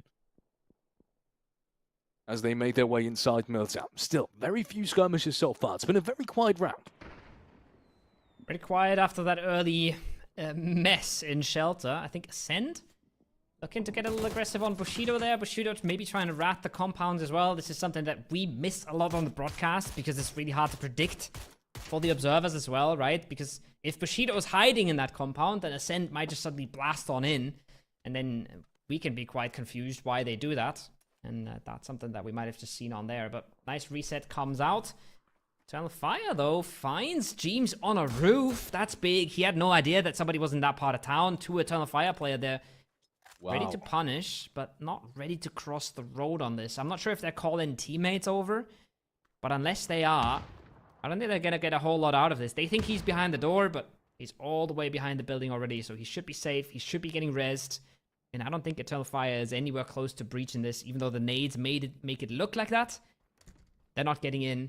FaZe gets a reset. FaZe gets to see another zone as 4. I was kind of hoping EF was going to force this fight. They could have crossed here on timing, but I didn't expect Gustav to have that good of an angle. Mexi is there to hold it as well. That's 2 players being taken down just like that. I thought EF was going to fight it, but that's way too late as well. They waited for like a solid 15, 20 seconds to even make that cross. And none of his teammates even rotated into it as well. Now there's come... What? Was that 2 shots? Either way, now comes in a little bit of support, but it's just way too late. Even the 3rd player has been taken down here. And this is not going to be a problem for FaZe. Meanwhile, I think Jeems has been revived again. Even the player that we've just seen gotten knocked, I'm not sure who it was. Definitely not Gustav. He's going to be picked back up on his feet as well. No chance for EF to make anything out of this round from a what looked like really solid position. Yeah, like you said, right? A little bit too late, and honestly, it is a risky cross because there's so many different angles FaZe could be having, right? They could have players close and far. Two of the heaviest fragging teams in the lobby right now squaring off in the north, in the blue, and the circle is exactly what I was talking about. Because of the water now, it's going to push east, and it's going to be really, really good for Fairy Tail. Really, really good for Crazy, Sadders, and the other free side players that are moving into this. And there was always two ways this could go. It could go north, and it could go east, and most of the players have stayed north, and the teams on the east are laughing now. I'm just thinking what Cinema is gonna feel right now, because they're in such a great spot. If they were to see the circle right now, which they probably will after the match, they must be kicking themselves, because they would have been in the absolute best spot out of any of these teams. Unfortunately, they've been taken out beforehand, just like Bushido is at the moment, and just like Eternal Fire has unfortunately been during the last couple of minutes by FaZe Clan, and now in rotation they've just lost another player as well. Just one left alive. It's a good scent though. He's found himself a little bit of a dip, and I think Kepa is the last man standing. Not the first time we've seen this today. Not the first time we've seen this. Bit of an awkward one now, as both the teams figuring out where they can go, what kind of angles they can take. Czech enemy has to be a bit careful. Celtic might get a pretty good angle from the north here. And there's still a ton of time here for Metabay to bleed, so as long as they keep checking that, there is a chance that Celtic just steps up and pops him off the roof here. Bit of a risky run on the other side, though. I'm not sure how far south Turkin is going to be allowed to go. That being said, this looks like a straight-up 1v1. This looks like a doable fight now here for Bushido. It's not as bad as things could have gone. Looks fairly doable, as you said, yeah. Could be different, though, if that night hits him. Ooh, just about 50 HP. Pops one back, it's not going to be enough. Kept by the meanwhile, takes down Chris. How's he allowed to do this? As Zen is pulling up as a foreman, and he's still able to take down one of them. Braxco goes down as well, 9 away, with some great shots over the distance. Now Mines and Drives finally activating. Takes down the first player of Bushido. The rest of them are now being pushed in by the blue zone as well. Should be a quick cleanup, but I keep on wondering what just happened to Ascent. How did they not make it past that? It's disaster. Sunland's probably too good from 9 away. It's disaster. I think they were just split up. Maybe they only had 2 cars, and that's why Chris is up there alone. Maybe that's what happened. Oh, yeah. I'm not sure. But maybe, yeah. The fact that he's up there alone is rough for them. The fact that it's not 2-man, so they can trade, and then now they're stuck in the low ground, getting blasted from both sides. If Kepa has util, he can even third-party this, right? Or not third-party, he can clean this up. Foot, meanwhile, have gotten in a boat and gone all the way around the world to the southern edge here. They will come in, and they will even be able to get into zone. Ketba, though, what? Oh, no, he gets all 4. That's a Predator on Ascend. That's the worst way to go out in the last match. Unbelievable. Oh, that hurts. Kepa as well, bringing things back as a solo is absolutely what they needed here in terms of solidifying their position inside their top player. I mean, that's qualification for you. That might just be qualification for you right there. With that single nade, with that single shot. Down on Itzkris and the rest of them. Single-handedly takes down Ascend. What a performance from Kepa. A Turkish scene, any Turkish fan, this must be very, very proud. Extra proud today. Gets himself a secret. It's a good rotation as well. Wow. Yeah. Nicely done. And he's still benefiting off the fact that the eastern side is relatively clear compared to what it could be. On the western side, however, we have FaZe coming out of Milta. I think they're flying into Slam G right now. A team we've expected a lot from Phalanx, a team that hasn't been able to pull it off. And here again, cleaned up by Zobaka Narcoman. Something like psychopath. Well, I'm not going to translate Narcoman, I think, on the broadcast, but crazy name on James here. And I'm not sure. I think if FaZe is aware, then they can play a really good game here. But if they're not aware of the team right next to them, that they might be in for a rough awakening once they start flexing out here, once they start playing aggressively into the circle. But they should have heard 9 away shoot. Yeah. And they should have heard the cars coming now. So FaZe looking to activate on that southwestern side. By Daros. Meanwhile, struggling for survival, and it's not meant to be. Yeah, FaZe Clan still with a very good position, to be honest. Surprised they didn't branch out more when the nade on Ascent essentially hit. Now they do. Might just be a tiny bit too late to really have a prime position on 908 rotating out of the compound, but they haven't all rotated out of the city, rather, the compound. They haven't all rotated out, so it might not have been too late just now. They have taken the hillside. 3 out of 4 players have now rotated out of the compound. You can see the map down there, which, in general, to bring it back, should still give them the heavy advantage on 908, making it out of the city. And I think that's what they're banking on as well. They want to get these 3 frags, and it looks like they will get that as well. Love it. Yeah, Love how they're getting ahead of things. Mexi now is gonna be a little careful, but he's using the tree, and oh, they have no idea. This might be an easy double for him. Finds the first. Now it's awkward though. Now he's stuck between 2, but no drive-by comes out, so Mexi stays alive. The rest of the squad is there in time. FaZe Clan will clean this up. They will put another 2 on the board, and they're looking solid in this, Falix. They haven't been as flashy as Foot maybe, but every game they keep getting points on the board, and they're looking really, really good for qualification. Yeah, perfect. Well done. FaZe Clan, this is exactly the type of forward thinking that we keep seeing from them. They know when to stretch out, when they don't necessarily have a good grasp on the round itself, that they can take risks like this. And there's been a perfect example of this. Right? Would have loved to see it a tiny bit earlier, even before 908 actually rotated through that first ridgeline, but maybe there was another thing stopping that. Maybe there was too much of the north side pressure raining down on them. Either way, perfect example. FaZe Clan grab themselves a couple of more frags and themselves with a lot more options, as there's barely any competition towards the west end side. Oh, lots of space now, lots of time to get aggressive, pick up a few kills here. On teams like Mind and Drive, right, already battered and bruised, you shoot them from range, you get yourself a nice little 1 or 2. That's what Mexi is doing already. James helping on out, and so many sends coming out. Everybody desperate for any kind of cover. Ibako, you can see him knocked there while his teammate's still firing off. He's hoping that they can clutch this out and get the res, but everybody's just torn by the seams in this one. It's a brutal circle, this one, Falix. There's not a ton of cover, and all the cover has some sort of positions that it gets blasted from. You can see Schengen, he really wants to make the run, but it's so hard to get across these fields.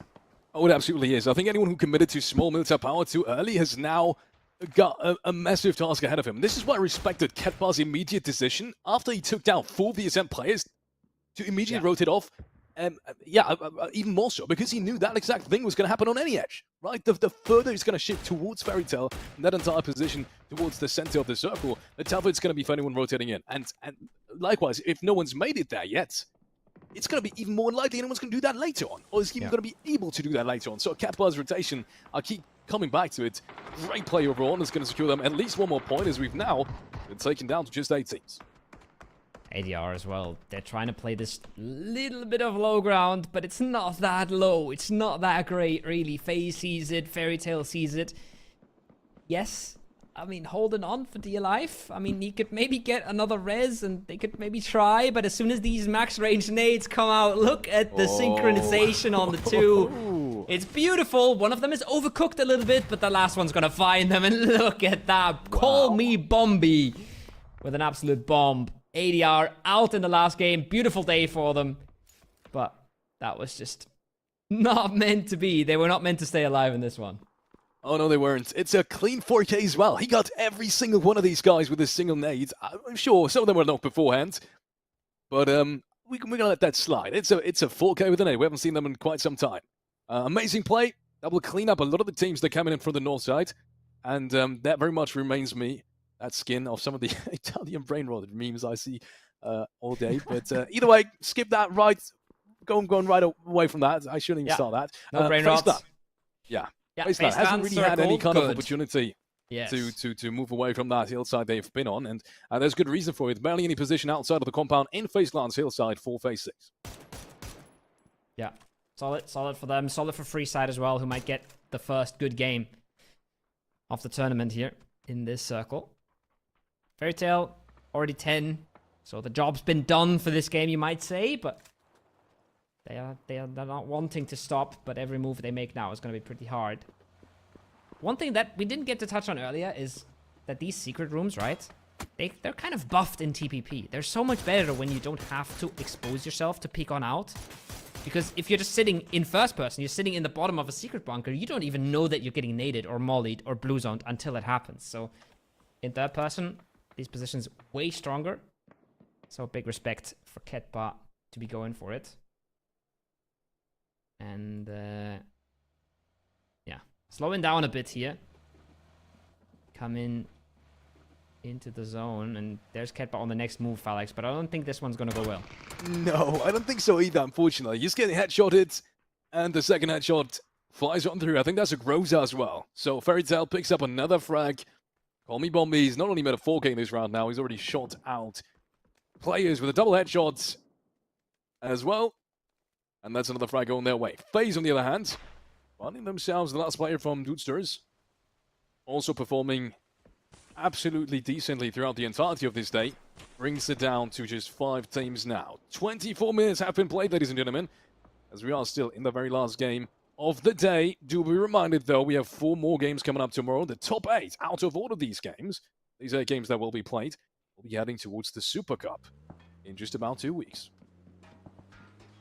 Fairy Tail making the move on the north. Foot getting pushed on the south. Both happen at the same time. Big breach for Fairy Tail. If they pull this off, it's absolutely massive. They're so far staying alive. A bit more util coming on in, though. Brightside barely sticking through this. Any follow-up nade would have done the trick, but now the first aid, no, doesn't get the first aid off in time. That's big. Numbers at least starting to trickle towards Freeside. That's a big molly, though. That's big damage, Felix. They might pull this off. They might. It's not out of the question, though. Not just yet. Even though they have just suffered another knock. I don't even think that was the team they were originally fighting at. April just hit another one. Senna goes down. As they have already gotten themselves 11 frags. He's looking for more opportunities to take down any of these players. So far, the smokes unfortunately make it really tough. Molotov on the staircase as well. It's going to deny that push even further. One more nade comes in. Unfortunately, hits the door frame. It's not going to be able to have any impact. That nade might just have. It's a good one. I think it's one further towards the end of the room as well. That just followed that first one. But apparently no knocks with that either. That's very surprising to me. They looked really well cooked. Good util. Even just making that breach in general is already huge for Fairy Tail here. As Circle's not been favored once again. Compound's not been favored by the Circle. Gonna try and trade it out. It's not clean, but that's a good chance for a flashbang. No, they're just going in. They're running it down. Just like that. April shoots at everything that moves. But it's working, Felix. So far, it's been working. And I said their next move is going to be very, very hard. But so far, trading this equally on the compound breach is massive. Really is. 12 frags so far from Fairy Tail. And the last game of the day, in, let's be honest, yes, a position that's quite decent to do so. Starting from phase 3 onwards, at least. Well, it's definitely not been without a fight. Like, not at all. It's actually been a really tough road getting there. So all the more power to you. But Esports now, first frag against FaZe. He is, however, in a really tough spot. And unless Believe really chimes in, still has to fight off 3 players. Yeah, not going to be easy. He's going to be happy to at least stay alive, maybe outlive Believe, maybe outlive one of the compound teams. That's already good enough for him. Cantix takes down one of Believe. Oh, that's bitter. That's rough. Just getting third-partied when all you're trying to do is take an already disadvantageous fight.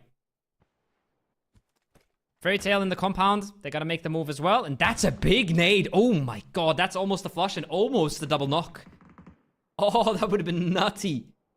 If VAR hit that, that could have destroyed FaZe's game. I've been locking them down as the winner of this one already, but that nade could have literally turned it on its head. And you rightfully have locked them in as the winner of the game. Until this point, main reason is that this fight is still not concluded. I think it would have been a way different story if that original breach would have just been concluded right away, because then they would have had the time and the energies and the resources and the angles as well to focus on FaZe Clan. Because I think the angles would have been there. You can see the sidelines are really good, actually, for any team inside their compound. But due to the fact that it's still 2v2, no one's really going to be able to do that. And that really hinders anyone making a play against FaZe Clan, who've been really fortunate so far that this fight has concluded the way it has. and still is. 40 seconds now for any of these teams to make a move. No one really needs to just yet, as Gustav gets flushed out. FaZe has been really solid today throughout the games, and then a little shaky in these late games. A little bit giving up too many edges, too many small advantages to some of the teams around them.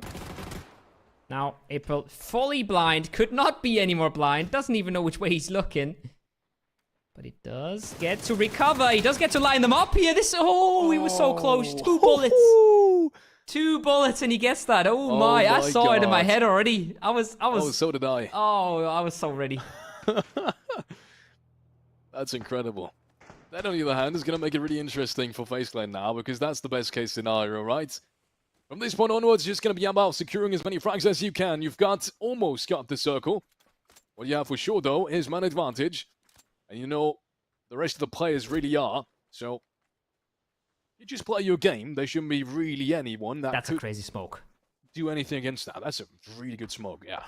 That's great. They must have trained that. The fact that There's no way you hit that the without fact that it sticks to the wall like that is mental. That's Yeah. Oh, it fell down now. Okay, it's stuck for a few seconds. I thought it was gonna stick to that window, but it does fall out in the end, and then doesn't really do the job. He's got to get one here. He's got to get one in fast if he wants to live. Vard. He's trying. Flashbang comes out. The more time he gives them, the more this is going to turn into a 3v1. There's the blue zone. There's the push. James takes matters into his own hands. Doesn't want to wait around. And wins it for FaZe. Big frag to get, because, yeah, we made them the favorite here, Felix. But if they couldn't clear Vard in the Wizard, or if they even just get knocked, then their game becomes pretty hard. Now, I wouldn't fancy the chances of free side. They gotta hit some absolute miracle shots. They really do. Zone comes in. That's the first shot coming in from FaZe Clan. Zetas go down to the zone, and so does Cantix. They don't even want to peek this anymore. Ladies and gentlemen, we do have another winner, and that is FaZe Clan with another 13 frags. It's been 2 chicken dinners from them today. The very first one and the very last one in terms of maps. And, I mean, what else is there to say? They've had a great showing throughout all of the 4 games, especially on Tego. Gotta give it up for them. Not easy in terms of the pathing they had. Same for this one. Tough edges, tough fights. They still come out on top. Seems like they've got a good feel for TPP up until this point. It turns out that some of the best teams in the world are pretty good in TPP as well, right? And that's sort of been what we've been seeing. Well. It's not that easy to instantly catch on up. We have seen a lot of standouts from the qualifying teams, but there's still some of these guys have been playing the game for 8 years. And they're still pretty good at it. I think even James there at the end. You even saw Vard on the other side, right? Foot spin a team that we will see a lot in these highlights. Oh, yeah. Fragging out like hell as well. Some of these guys, they won't just go away. Some of these big names, they will continue to pop off. And it's not surprising me at all. But it's nice to see some of the new guys there as well. It's nice to see Hands of Hope just holding the water to Foot, right? 28 frags before this round, same as Foot Esports. 28 frags in 3 rounds is mental, Felix. So some of these teams really been popping off and really been giving us a show tonight. Yeah, it's been more isolated fights as well than I expected originally, right? Because there's always this stereotype, this thinking that, you know, if you play TPP in esports, it's just going to be third party for third party. You're never going to be really be safe. You're just going to be seen for everyone. But you mean FaZe Clan is showing us that there is levels to this. I guess I can't really put it any other way, right? There is still the same amount of, I wouldn't go as far as call it the same amount. I haven't really got the insight to really judge that, but there is still tactics now, a lot of it, and it's just in a completely different way. The meta is different, the playstyle is different, and you can see the best teams still continuously win. Yeah, and that's what we're going to continue seeing as well. It's the best teams are going to stay the best teams, or most of them, because PUBG is a game about adapting, right? And if you're not adapting to circles in the game, and you're not adapting to meta changes across the games, then you wouldn't be one of the best PUBG teams right now. So a lot of these teams, they understand their stuff, they got the basics down, and they're good at adapting, and they will adapt to this as well. And we're already starting to see that. Few pop-offs though from the lesser experienced guys. Few really rough zones today as well. I feel like some of the Tego zone, for example, the Rondo zones, lots of really open terrain for a lot of these teams, and then a lot of solos playing tricks on them. This one was big against Foot, and then Chris stepping up for Ascend. You gotta be careful of your snakes, because they can be a lot more sneaky in this mode. We saw Iskris there with a couple of really great plays. Good esports as well, good individual plays. FaZe Clan obviously, very top teams. There are a lot of these individual plays that really went their way. Oh my goodness. And then in the end, that was the one situation where you thought maybe there was going to be a turnaround, but unfortunately, it didn't really happen. That was the first FaZe Clan chicken dinner that we saw of the day. And we'll close it out with one as well. Dominating this lobby from start to finish. Quite an opposite to what we've seen from Ascent, unfortunately. We'll need to bring it back tomorrow. And the next 4 games are going to happen. Be reminded, I've said to during the game as well. What you're fighting for at the moment in this Players' Cup is a qualification towards the Supers Cup, which is an almost as nice version of the Masters Cup. Yeah. Lots of money to win there as well. Top 8 of this lobby after the first 4 games. Doesn't really mean much, but after the next 4 games, then the top 8 will advance towards the Super Cup. Same for next week. Yeah. Same for next week. Same for Sunday. Before this game, the difference from last to 8th was 15 points. So that's 1 game, right? It's gonna drift a little bit further apart throughout the course of tomorrow. But it's gonna be incredibly doable for almost the entire lobby to qualify in the last game. That's how close it's gonna stay. And that's, I think, part of the reason why we're keeping these tournaments so short is because we want it to go down to the wire and we want everyone to have a chance. So you get one pop-off game, like, for example, nine ways, or like Hands of Hope. You get one of those crazy games, and then suddenly you're in. And that's all you have to do. You just have to try and maximize points until you get your chance. And a lot of teams have done that today. A lot of teams have kept them in contention. Not everybody as flashy as Hands of Hope, but a lot of teams have done the work today. They just have to reward themselves tomorrow. Amazing stuff. Good individual plays as well. I gotta say, it almost feels like there's more individual plays than in some of these FAP tournaments. I gotta be honest. That's the most surprising thing about this. A lot more like 2v1s that we've seen. A lot more multi-frags. I mean, even the 4K nade that we've just seen literally in the last game. Very rarely do you see that type of play. I mean, PUBG kind of just does give you that advantage. If you do have the fighting advantage, it gives you that much more of an advantage in general, just based off of your position. This is a good example of this as well. 180 are getting breached. They've got the high ground, they've got the advantage, they've got the sidelines. They just clean them up just like this. Lots of crazy stuff going on as well. People using util, people using cars, people going for crazy pull-ups. Just out of desperation on some of these circles. And then, I love the old dog still ringing true. I think Mexi pretty impressive for me in that game. I think he got 3 frags for FaZe, but just the reaction speed as well.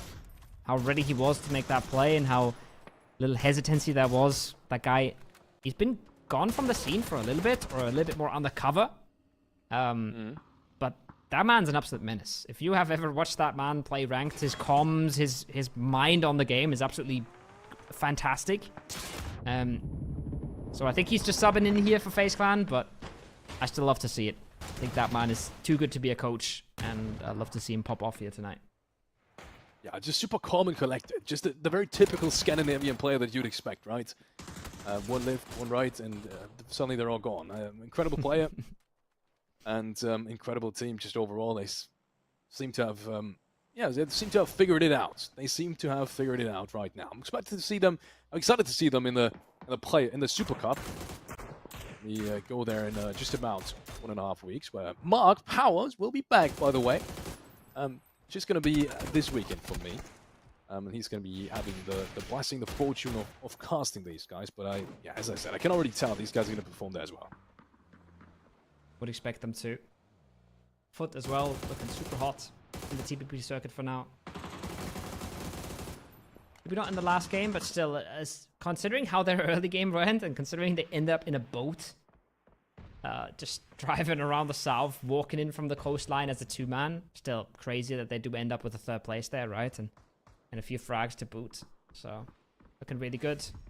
This one was a beauty for me. I wish whoever threw the closer one didn't cook it, and they would have both just blown them up in perfect synchrony, but in the end, they get the points, and in the end, they even make the breach into the compound, so much better than expected here for Fairy Tail. Super clean last game from them, and yeah, I had a dream here. On this one, it was all coming together in my head. So did I. I think if one more shot towards the person on the left, I'm not sure who was it anymore, but one more shot towards the person on the left, and it might have worked because I think he was also the one that actually took him down, and I think he switched targets a little bit too early. He expected him to fall faster. But yeah, unfortunately, not going to be the case. Still a great game for them. I think around 11 or 12 frags in total for them in this game alone. So, ladies and gentlemen, I think there's nothing more to say then. Let's watch the leaderboard because I'm especially interested how Farface then really is ahead, and it's just about 10 points. Yeah. 10 points because Hand of Hope has been absolutely mental in the games before this, right? We talked about it, sort of 9 kills every single game, and then also winning one of them is just massive. So they had a big lead, and they have now been caught up. Fairy Tail with a big one, though, pushing themselves into third, past Foot Esports as well, who were miles ahead, it seemed like. But in a tournament like this, one game can do a whole lot of work, and then a big cutoff here from 4th to 5th, right? Big gap there. Reasonable gap as well from 5th to 6th. So a bit of separation at the top, but then it gets really close. Yeah, I think in general, I'm surprised how Fairytale and Foot Esports are actually on the same amount of points. I thought Foot Esports was going to be a little bit above them. And yeah, to bring back your point, 29, 22, 22, 21, 19, 17, all of these teams very close to each other. And to bring back your point, to go even further, to bring back your point that you just said a couple of minutes ago, right? Minds in Drive, Slam G, Ascent, all of these teams still have a very good chance of making it in tomorrow. It's essentially one good game that you need.